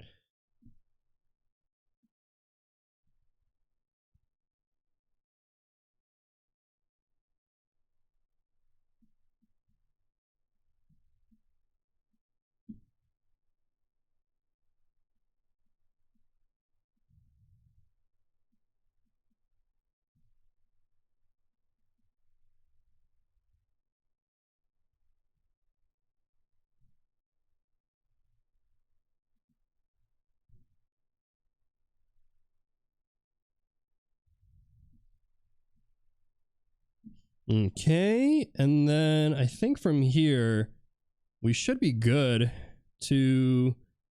Do you guys want me to add shading today? What do you guys? How do you guys feel? Shading, or should I just jump into drawing teeth today?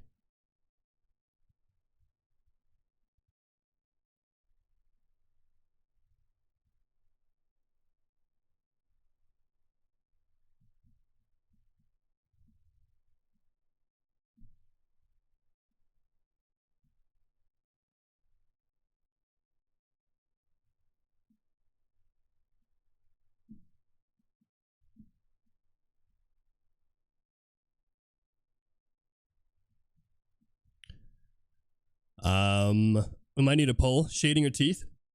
All right, we'll do a poll because looks like there's a lot of people here. Digging the samurai shampoo. Hey, thank you. Appreciate that. Thank you for the follow, Metal. All right, let's do a quick poll because it looks like a lot of you guys are indecisive today. What you want? All right, we'll do a poll for you guys. What you? Oh, I can't spell what you. What you want? Question mark. Shading or teeth? Well, I want to try to do both today. Hopefully I can do both. Maybe I'll do a quick speed shading. Yeah. Maybe we could do something like that where we can speed shade possibly. So if we do shading, I'm not going to spend too much time on it, you know, so don't worry about that. Like I will do my best to speed it up a little bit for you guys if I do shading. But otherwise, if you guys are just like, I'm good, I don't really need to see some of the shading, I'd rather just, you know, jump into seeing some teeth tutorials and stuff, we can do that. We can do that as well. Ooh, these lines, these were the lines we needed. 100%. It was it. This was like the only thing I felt like that was missing for this guy, was like these little like lines here on the face. That does so much. Yes, makes them look very much older.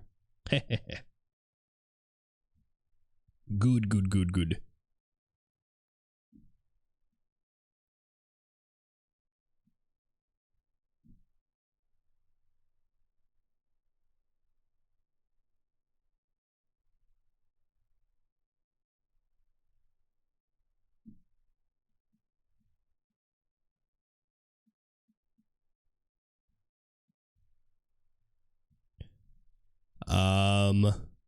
Can you do a hair tutorial? Wait, we did it. We did do a hair tutorial. That was literally the whole the stream earlier. I would say just to check out the VOD for that, or check out my YouTube video for that. But yeah, we did do the hair tutorial already. Yo, how's it going, Sid? Welcome back in. All right, wow, looks like a lot of you guys did vote for shading today. A badass Clint Eastwood from Korea. Honestly, that's the vibe I get from him too. Like he's an old guy, but that doesn't mean he's like weak or anything like that. Physical 100 anime adaptations leaked by Kaycem. I know. Shh, don't let him know, guys. We leaked the trailer here. The original designs for the anime. Honestly, they should hit me up. Studio Mir, I feel like we could collab on this. I'm down to do some super dope designs for Physical 100. But all right, let's do some quick shading. Nice and easy shading for this one. I won't make it too complicated for you guys. I'll show you guys the easiest boom, bam, boom secret strategies. I don't know. I'm just throwing out buzzwords here at this point. Easiest secret strategy shading techniques for making something look super cool and dope in the anime style. All right, animation shading style. That's what we're going to go for today. Just throwing all the big buzzwords. All right, here we go. Ready? Let's go in here and do a new layer. I'll actually clean this one up after. So I'll go in on a new layer here. I'm going to set this to a clipping mask again, set it to a multiply, set it to about 40% opacity. Then I'm going to go in and probably choose a nice little warm tone color here, something like this, just to kind of give us some of the shading that we're looking for. And I'll do a simple animation style shading where we just go in here with the under eye pockets. So something like that. We can do it that way. Add some shading under the nose to give it some depth right here. Upper lip shading as well. Chin shading like so. Shading underneath the hair right here to make sure we're getting some volume there, making it feel like the hair is really coming to life, you know, giving some form there. Shading under the ear, obviously, and then shading into the portion here of the ear. So we got here that loop portion there, going in, tucking in here. And you know what? Let's actually shade this whole section. Why not? So we'll go like this and be a little bit more generous with our shading here. We'll shade that back portion of the head as well. We'll shade this portion back here. And I think that might actually just be it for the shading. Nice and simple. Doesn't have to be complicated. But if you guys want me to do a more complex shading technique approach, we could definitely do that as well too. So let me see if how I would alternate that if I wanted to make it a little bit more complicated. So a more complex shading maybe shape here would be if we did let me think. If we did a Rembrandt triangle, I think that would be something that we could do. Do you watch Physical 100? Yes, I do. That's why we did him today. We drew him. But yeah, there you go. Was it nice and easy? Can you make the shadow purple for no reason, please? We can, though I will let you guys know that usually what I do is we do grayscale here. We do gray. So we do a desaturated gray because what I like to do afterwards, and I'll show you guys really quick. I'll make it purple for you for now, but I'll show you why it's a little bit easier to. Let's kind of go with a nice kind of a desaturated purple here. Probably something like this. So you can go like this and add that shading in for the purple. But the reason why I don't use purple right off the bat is because not every scene is going to be reliant on the purple color. There are going to be scenes where it's going to be a warm light, right? And so then warm light will give you cool shadows, or cool light will give you warm shadows. And so instead, I like to go with a desaturated color like this. And then from that desaturated color, we're actually going to go in here and let me merge all this together for you guys. So I'm going to group it up and then duplicate this. Hopefully it doesn't crash. Okay, good. And then I'm going to go ahead and flatten this, and you'll actually see what I'm going to do now is I'm going to go in here with my saturation. Let's kind of bump up the saturation a little bit, maybe bump up the brightness. You'll kind of see the before and after there already, nice and bright. Then we'll go into color balance here. I'll go to my highlights and I'll bring up some of the colors there to kind of warm it up just a tad bit. Let's go see how that looks like. Okay, a little bit of that, but actually, hold on. Let me undo that real quick because I want to maybe go to the curves first. Push some of those darker values there, and then we'll go back to our color balance here, and we'll see about warming up some of those shadows that we have.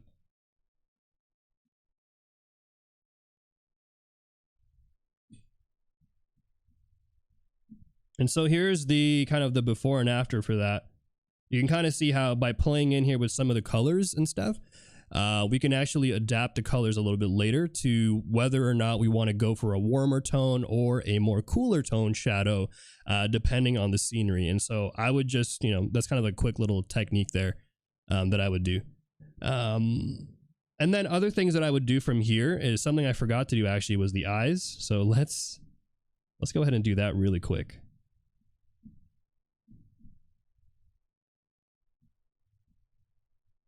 What kind of eyes does he have? Just brown eyes, standard brown eyes. Okay.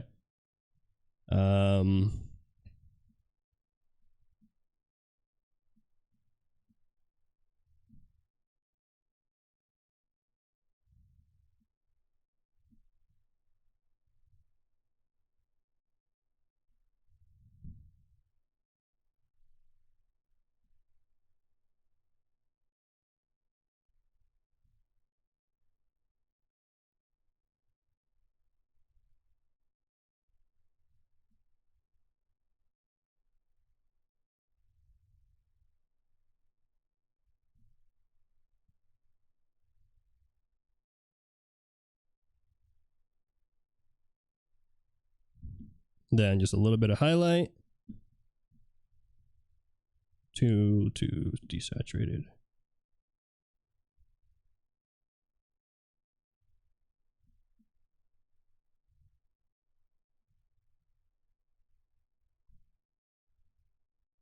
There you go.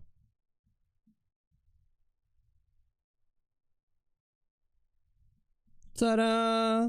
Eyes, shading, all that stuff. There. Hopefully that makes some sense. That little demo we just did there for the eyes.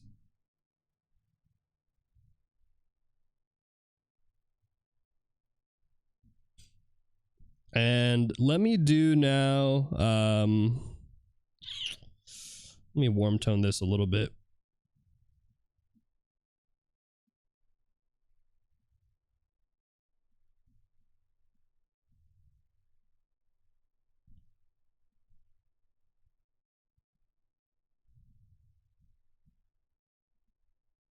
Okay. Was that helpful at all? If so, if not, I don't know. I'm sorry. I tried to make it as helpful as I could, but I'll probably move on now, and we'll talk a little bit about teeth here.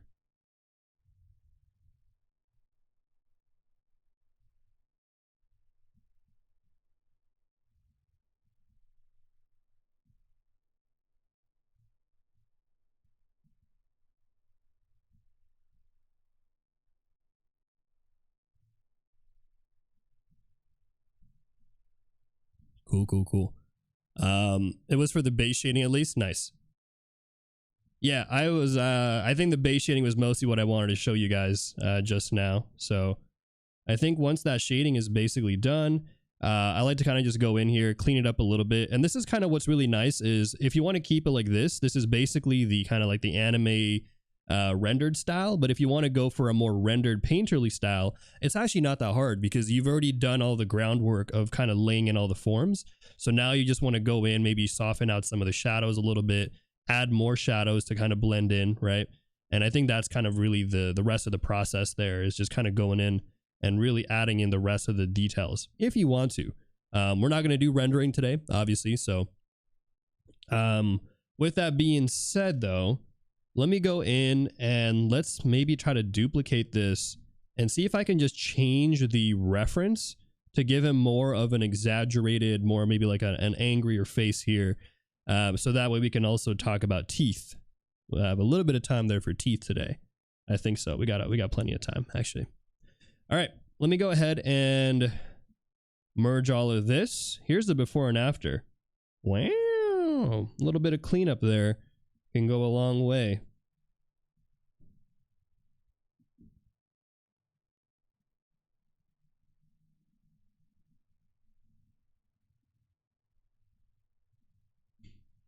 Let me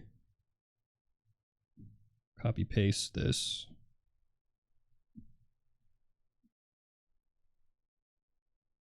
I'm bringing his hairline down just a tad bit so it doesn't seem like his forehead's too big. And then I'm going to erase all the broken lines that we've established instead.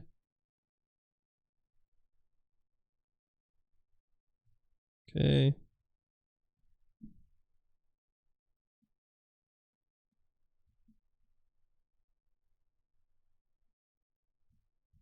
Okay, cool. Much better. All right, let's go ahead now. Let's go ahead and add some teeth. We'll talk about teeth real quick. All right, so let me go ahead and duplicate this, and we'll move it down here. All right. What tablet do I use when working? I use this tablet. Actually, I use the same tablet that you guys are seeing here right now. It's the same one that I use for work. I just use a different program, so I don't use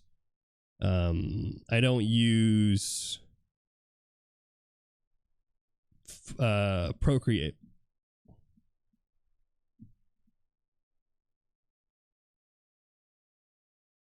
Okay. Cool. All right, so let's talk a little bit about laying out some teeth here. And what I'll actually do is I'll go on a new layer first, and I'll just set like a quick little overlay here of the color white. We'll kind of set it to about 50% opacity here, and that way we'll talk about changing the pose a little bit or changing the mouth a little bit to give it more of a maybe an open mouth dynamic feel. All right.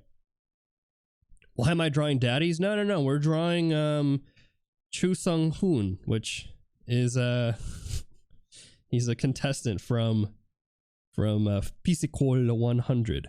So let's kind of open up the mouth here a little bit. I want to give him maybe he's yelling, right? So let's kind of do a pose here where he's yelling. And I think what's interesting about mouths is really placing the corner of the mouth here can do a whole lot in changing the perception of what's going on with the face. So you can have the upper corners of the mouth be a little bit higher up, in which case you'll have maybe more of a smiling, positive look or feel for the face. But if you actually lower the corners of the mouth a bit more, you can sometimes get more of a dynamic feel instead. So you can really do a lot there with just the corners of the mouth. So let's kind of bring this corner of the mouth down right here, like so. And I think I'm on the wrong layer, always. So let me make sure I do that first. So let's go kind of find where we want that mouth to open up instead. So let's kind of go maybe like this.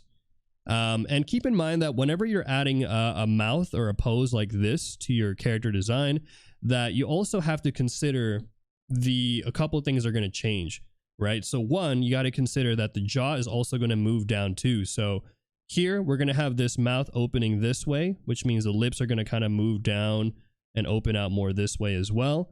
But the lower lip here will also move down here, which means that the cheekbone or the jaw here will also open up here and kind of follow this movement down here for the cheeks, right? So we're kind of just opening it up here, giving it a little bit more space, more volume, and then here we're gonna kind of maybe open this jaw out to kind of match the position that we have there.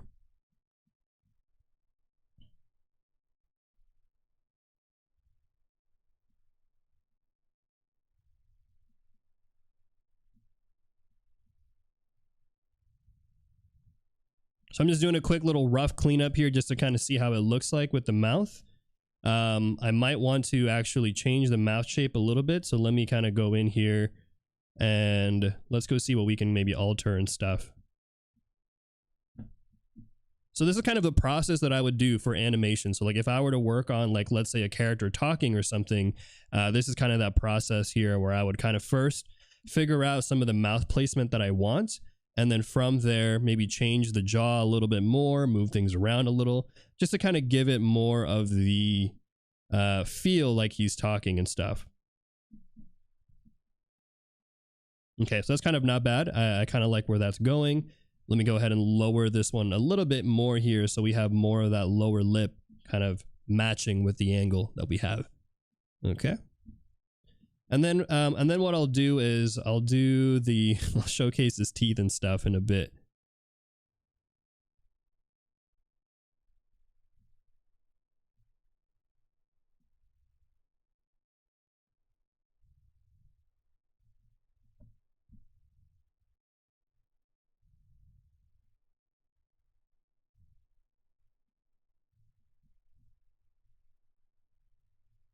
I'm just going to lay out a quick general kind of placement for the teeth. And then I'll talk about how I'm going to kind of clean it up a little bit more and stuff here. But thank you for the follows, guys. Appreciate all the follows today. Welcome into the Kaycem crew. If it's your first time here, by the way, welcome in. My name is Kaycem. I am a Filipino art streamer here on Twitch.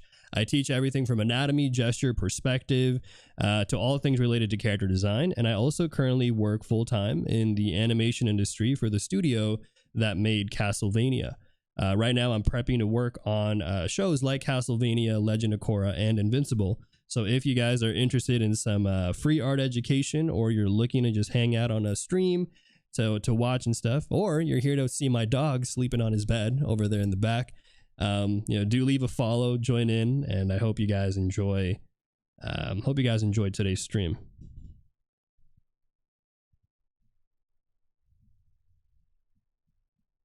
So right now I'm just gonna go in. I'm just kind of cleaning up here some of the face a little bit before I commit to any lines, right? So I don't want to overcommit here, and then I'm gonna find that, oh yeah, the face looks a little bit off, right? So I'm not gonna do anything just yet. I'm just gonna kind of change things around, see if I like the mouth placement a little bit more. I think I need to maybe get his chin too.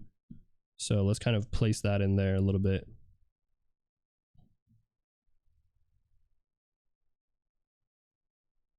So I'm just getting the rough kind of feel first before I commit to the lines. Have I done any fan art for Tresse? No, I've not, but I should.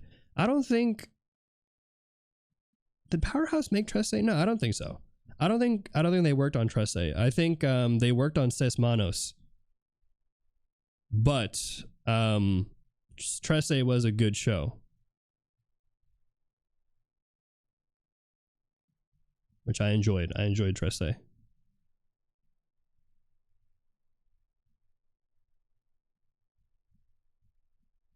Okay. Let's kind of move some things around a little bit here.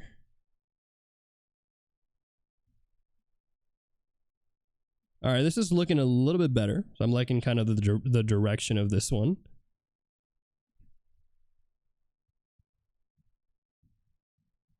I think what we need now is the we also need the tongue color. So let me just pick a quick color for that.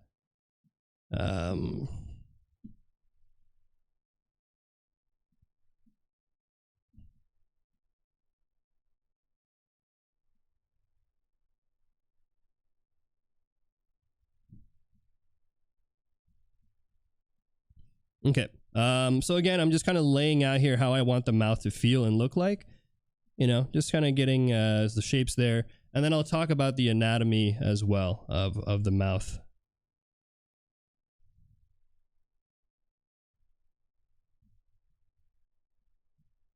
Okay.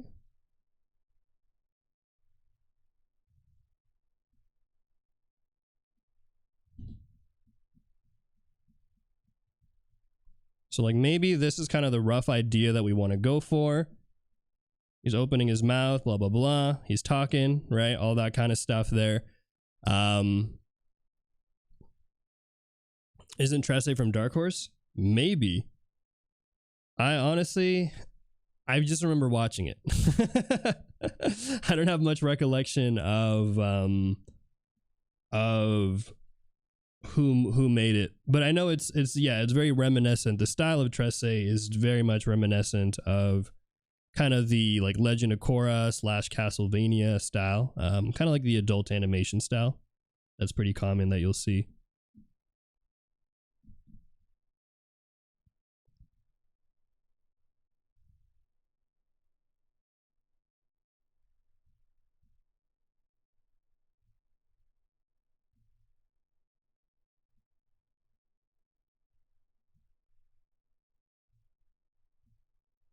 Okay, cool. So I think this is actually pretty decent for where we want to start off with.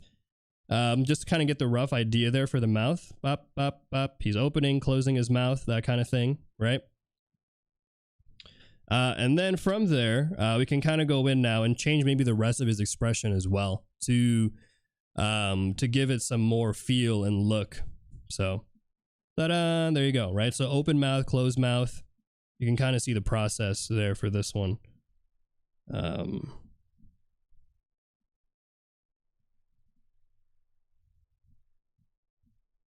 Yeah, let me know if that was helpful to see. So again, this is kind of what we do, kind of like an animation, is we kind of work with what we have first as our base image, and then from that base image kind of going in and altering some of the things. I think for this one to really sell that he's opening his mouth and stuff and that he's actually talking, I think what I would want to also do is maybe add and change the expression of his brows. So maybe this, like maybe this brow here kind of moves down a little bit, right?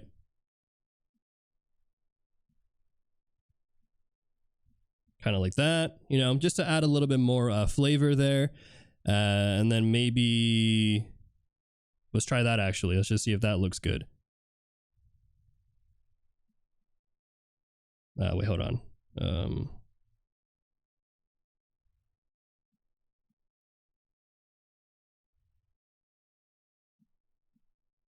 What is this so difficult? What is this? 30%? 50%? Okay, so I'm gonna go like this. Go like this. Clip mask. 50%. There you go.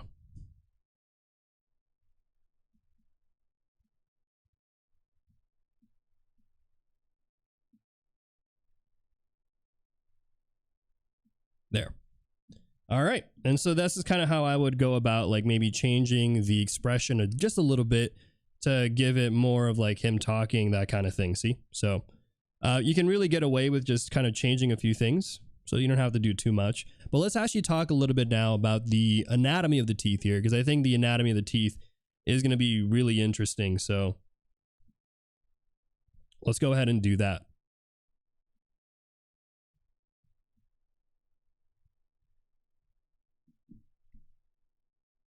Okay.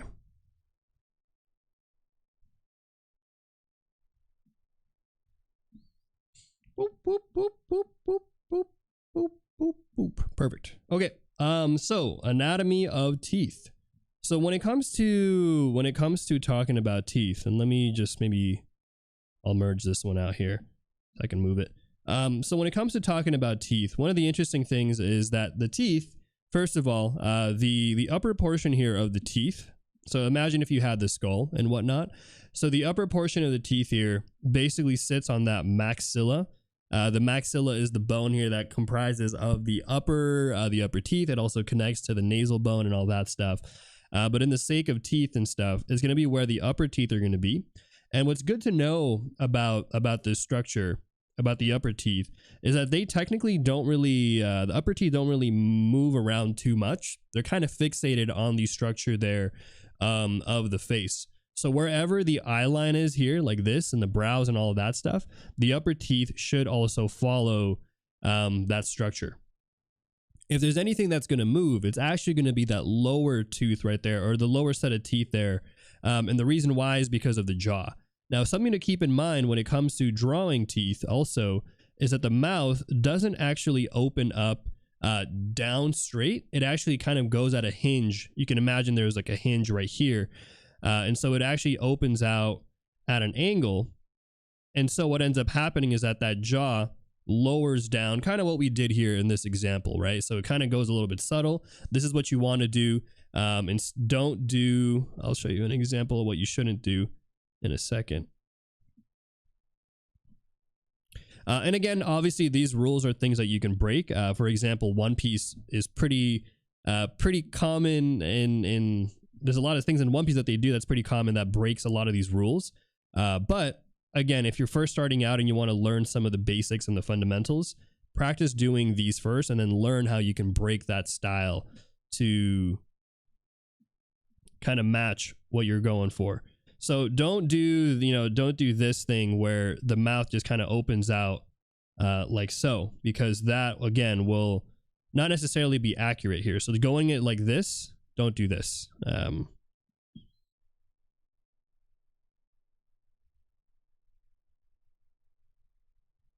Don't do this.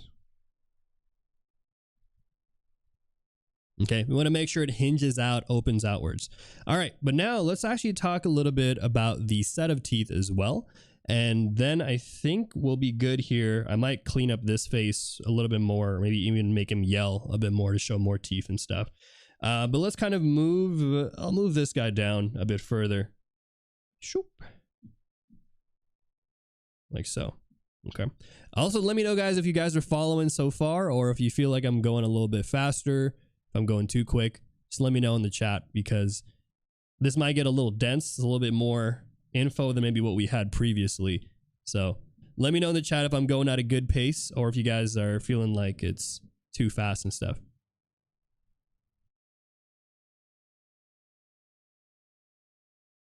We're good? Okay, cool. All right, so next up here, let's talk about the teeth. And I think one of the interesting things that we can do is we can actually look at the teeth from down below. So imagine if we were like looking up at someone's teeth here. So I'll show you guys really quick kind of how that looks like.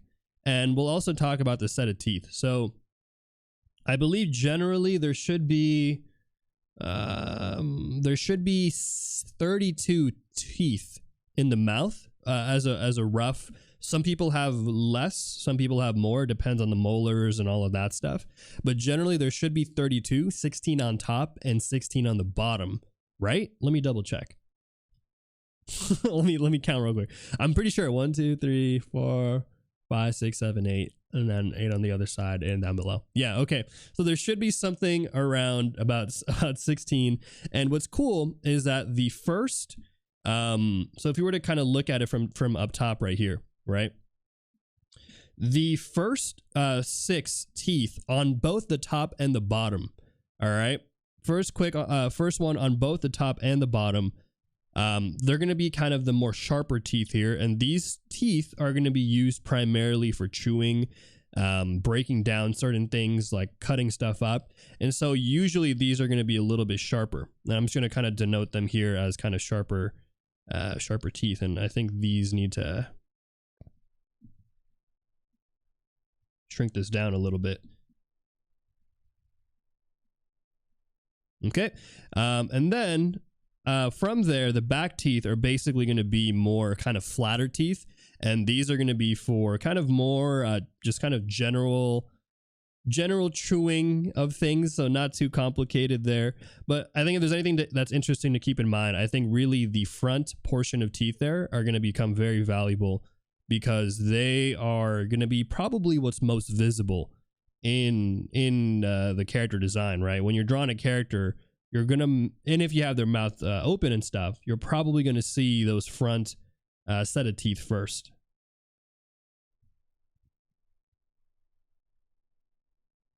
So here you have 5 in the back here. These are going to get kind of progressively boxier, a little bit bigger as we get to the back of the tooth, like so. I'm just drawing squiggles here because why not? So 1, 2, 3, 4, 5, 6, 7, 8. And then we'll kind of maybe shrink these down a little bit, add a little bit of compression there. And then I'm going to duplicate this. Flip it over. Okay, there you go. So that's going to be the general structure there of the teeth. With, again, the sharp ones being on the front and the flatter ones, the more square ones, being in the back. All right. Hopefully that's okay. How many teeth in a person's mouth? I want to say 32, but that seems like a lot. No, it's 32. Yeah, there should be on average 32. Again, some people might have more technically if you like grow in your wisdom tooth and all of that stuff. but it should be kind of roughly about there. So again, this is the top view, right? So the first six are going to be generally sharper. First six are sharper. Okay. There's 16 top, 16 bottom. Cool. Other things to call out too is there's going to be, I think this tooth here, these are called like the canine teeth. You'll sometimes see these depicted as very sharp and stuff, but basically they kind of have like a hook-like structure, kind of like that.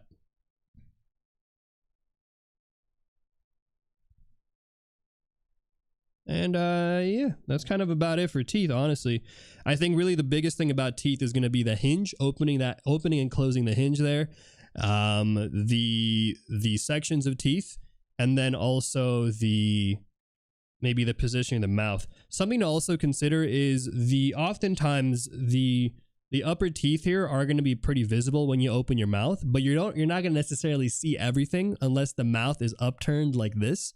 So this upper portion, sometimes when you're talking, you'll see like a little bit of that upper teeth there showing. But unless you have the character or whatever really smiling or are opening their mouth out, you're not going to see too much of that happening there.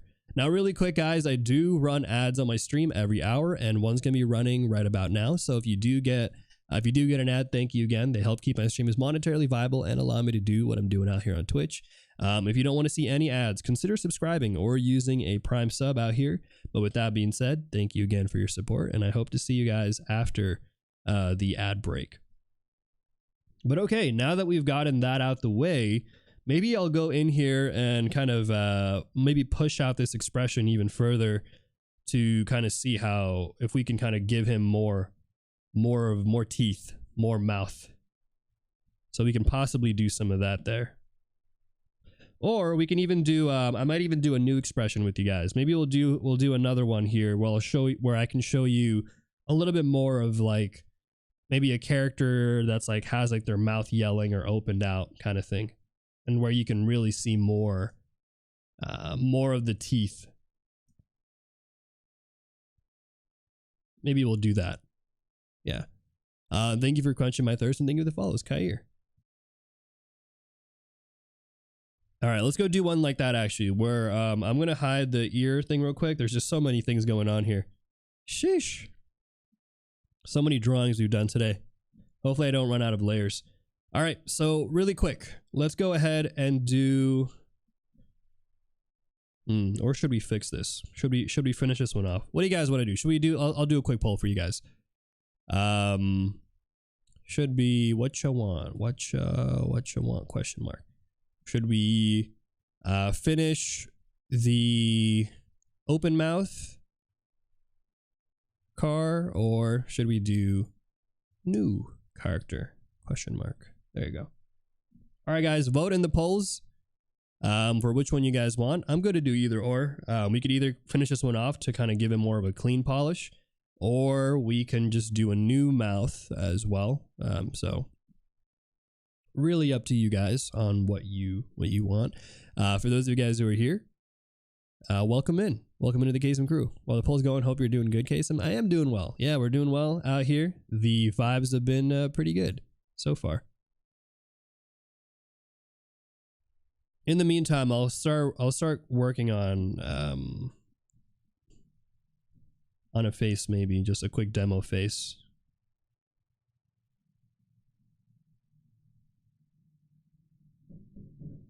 Okay. But yeah, I think what I'll do too is I'll probably work on his face a little bit more off stream too. That way I'll clean him up a bit, give him a little bit more pizzazz. And then maybe I'll post them on Instagram or something. It's a good little something there. All right. A lot of you guys are voting for new character already. So I think that's just what we're going to do today. Let's just go ahead and get started on that one. I'm just going to do a quick rougher sketch here with you guys. So that way it's not like we're not over committing to anything here. I'm just gonna give a kind of a general face, you know, nothing too crazy, I would say. Or we can even draw him again, and I'll do a quick rough pass of him so you guys can see that too.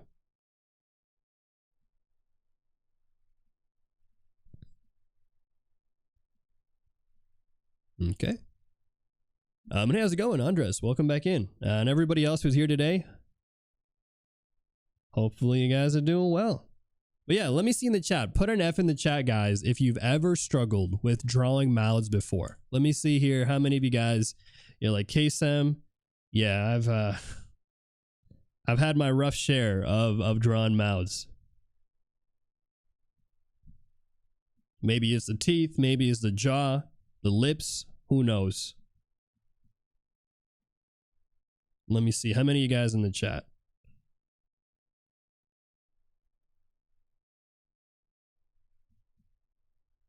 All right, in the meantime, I'm gonna go in here and let me kind of drop in the structure here for this face that we got.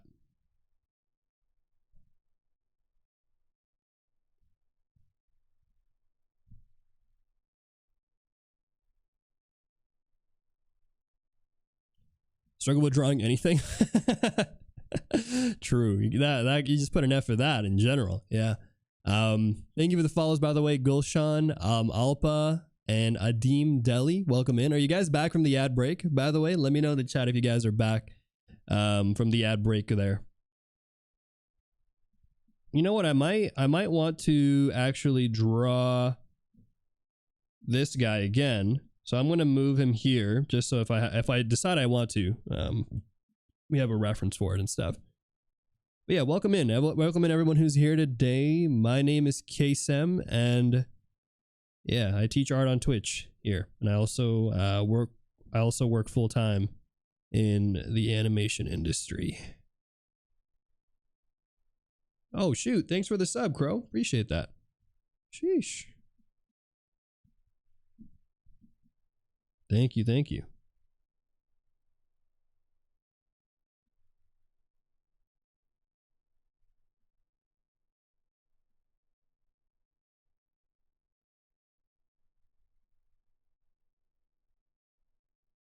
Okay. I'm just giving him a generic, I don't know, a shocked expression kind of thing. But let's kind of go in here and let's talk about the mouth. Now that we've done a few kind of examples, let's talk about how you can maybe break that example there. And thank you for the prime sub, Skipperman. Thank you. Sheesh. Thank you for the follows too, Julia. So many follows today. Did you struggle to draw shoulder parts? Well, I do. So we'll actually talk about that. Funny enough. So today, for those of you who are joining in for the first time, or maybe you're following the boot camp and stuff, today is day 6 of the boot camp, and we've been basically covering the fundamentals of the head for the past 5-6 days now. But starting on Thursday's stream, we're actually going to start getting into the torso anatomy. And one of the first things we're going to be focusing on is actually drawing the shoulders and understanding how the head connects to the shoulder. All right, so if you are having any difficulties with that whatsoever, that is actually stuff that we're going to be talking about all the time, pretty soon, actually, probably on Thursday, or if not Saturday. We'll be talking about shoulder and all of that stuff, so stay tuned for that one, for those of you who ever have struggled with those things. And how's it going, Dine? Hey, how have you been? Well, let's kind of go in here and let's talk a bit about that structure of the mouth that we mentioned earlier, right? So one of the things that I said was, if you're going to open out the mouth and stuff, make sure that the jaw is moving down. But first, let's kind of talk about the skeleton here, and let's kind of see here the structure of the skeleton that we have. And again, we have the components of the frontal teeth up here. Now, when you're drawing the frontal teeth, you don't have to be, you don't have to add a lot of detail if you don't want to, but I'm going to keep it nice and simple here. Add some of the sharp teeth in the front. Those are the first 6 that we talked about. And then in the back, I'm just going to subtly denote kind of those boxy shapes, get a little bit of the feel there. There's a boot camp. Yes. So if you guys don't know, I run a boot camp out here on Twitch. It's basically a 30-day challenge that I do for myself, but also for those of you who want to join in. It's completely free to join. All you guys got to do is make sure you're following, obviously, but also go join the Discord channel where you can go ahead and grab the resources that I upload every single time that I'm live on Twitch. One of them being the worksheet that we have today, which is us drawing this character here. But also we have here these cheat sheets that I've made for you guys. This one right here is the fundamentals of the head, talking about the general structure of the anatomy, all of that stuff. We also have here this cheat sheet, which focuses more on the fundamentals of form, shape, silhouette, all of that stuff. And then last but not least, a more general combination sheet that I made last year in 2022, which covers all the anatomy as well too. So these are free to grab while I'm live, okay? So just make sure to grab that if you haven't yet.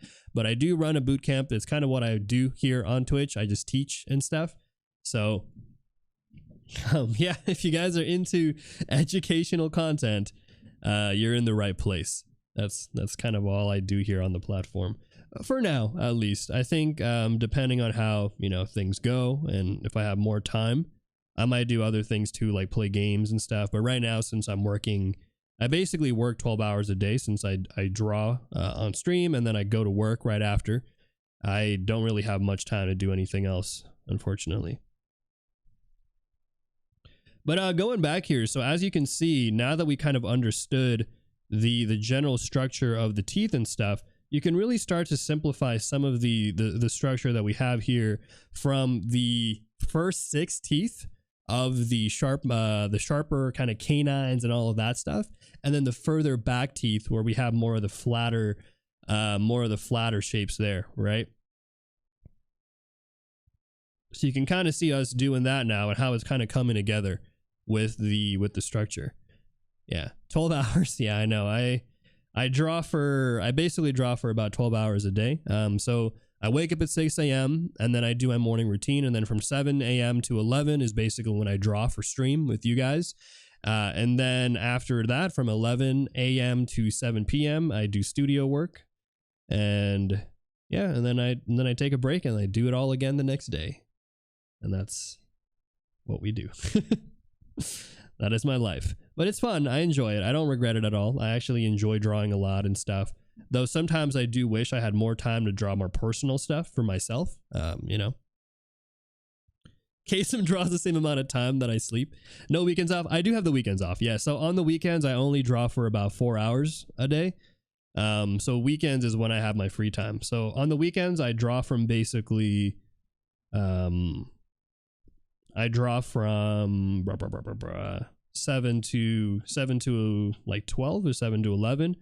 And then after that, I don't draw. So weekends, I do take breaks. I know I'm not insane. But weekends are, yeah, pretty much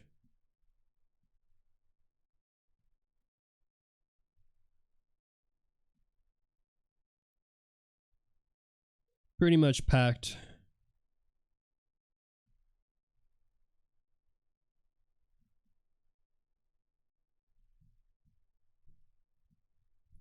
But yeah, ta-da, we got here the mouth. You can kind of see here. It's pretty much, again, this structure. Once you understand how the anatomy works and stuff, I think it really does help out a lot when it comes to drawing the mouths. You can really get comfortable by placing in all the teeth that you want to place in, and then you can go, you know, add more details or less details. I do think the biggest thing to keep in mind always is going to be the how the jaw opens and whether or not you're going to be seeing more or less of those bottom teeth, right? I could never get comfy with the default brushes for Procreate. Me too. And that is why I made my own brushes, actually. Ta-da! I also disliked the default brushes on Procreate. And so I made my own, and that is all I use.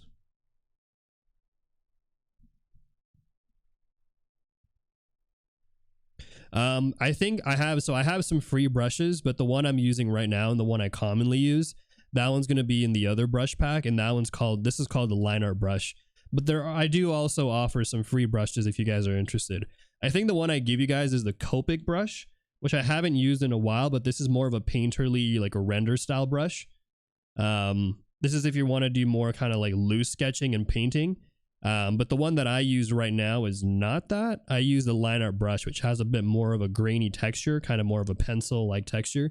It's really nice. It's kind of like a mechanical pencil, but smooth.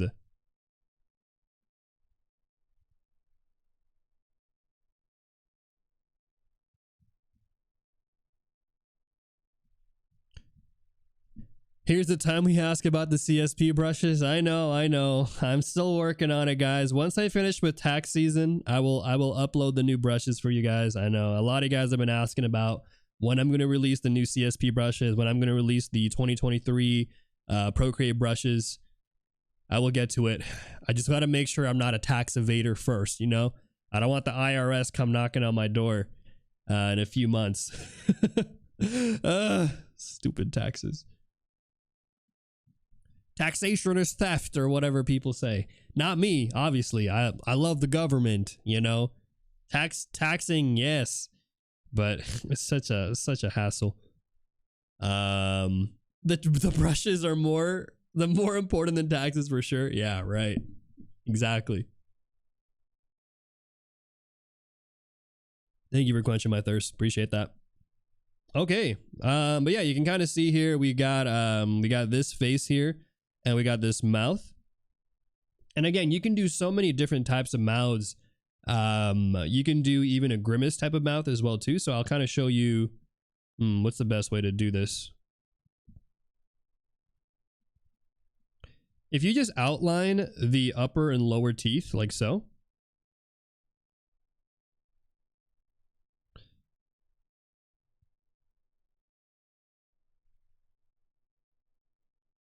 Like that. Put a little bit there for the lower teeth, upper teeth, mouth. You can honestly just do this for mouths. Just kind of like use the inner corners of the mouth there, place in your details, and then you can kind of go in, right? Add in all the little details and form. And then something that I always see people neglecting is that the mouths do curve in, right? And so you want to make sure you add some shading here in this inner corner here of the mouths, because if you don't do that, you're basically making your teeth look and feel a little bit flatter. So make sure you add those shading there into the mouths. You can do it right here as well. Make sure you're adding in the shading as the mouth goes further back, right? Kind of like that. Just to kind of give you some more depth in your illustration. So adding in shading can really go a long way. But again, it's up to you and your style. But I think generally you want to try to convey some sort of illusion that the teeth are going back into space. Is the brush you're using part of the 2022 brush pack or the 24 pack? I think it's part of the bigger pack. So I know it might be confusing. So there's two packs. I have one that's like cheaper. The cheaper one is for people who bought the 2021 pack and want just the additional stuff that I made for 2022. And then the 2022 total pack is like everything. So if you've never gotten any of the other stuff before, then this is the one that you'll want, because it includes all the stuff from 2021 and 2022 combined together. Yeah. Kaycem go to court and say you had to make CSP brushes, they'll understand. Yeah, I'm sure they will understand. Definitely. But let me see. Are there any other mouth examples I want to give you guys? I'll just do them like this now. So after we drew out this face here. But let me maybe give him his swoopy hair.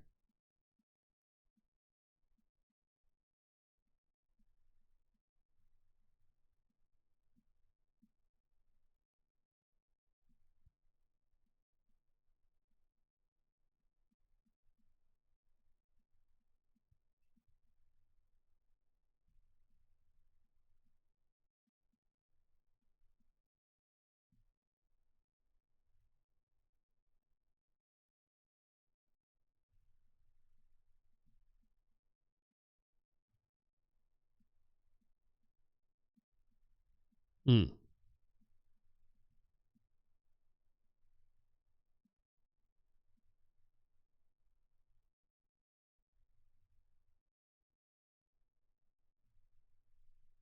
Maybe we'll do something like that.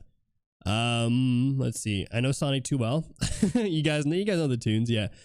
I think I like to do sometimes is draw random and obscure drawing programs. It's super uncomfortable not having my settings and knowing where every single thing is.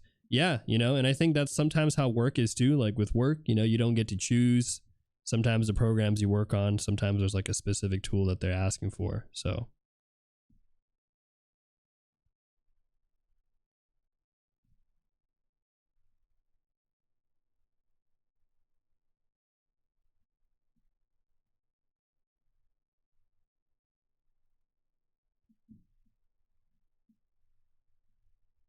I should probably just do an expression sheet. I want to do an expression sheet for him. And then I'll clean it up and stuff like that, you know, make it look nice and crispy out here for you guys. But I think that's actually a lot of what we covered today. So we covered the mouths today. We covered ears today. For those of you who missed it earlier, we had a lot of ears. But yeah, if it's your first time here, guys, welcome into the Kaycem crew. My name is Kaycem. I am a Filipino art streamer here on Twitch, and I teach everything from anatomy, gesture, perspective to all things related to character design. And I also work full-time in the animation industry for the studio that made Castlevania. Currently, right now, I'm prepping to work as a character designer for shows like Castlevania, Legend of Korra, and Invincible. So if you guys are interested in some free art education, or you guys just want to see my dog sleeping or whatever over here, make sure you follow on Twitch, subscribe on YouTube, and all of that cool stuff.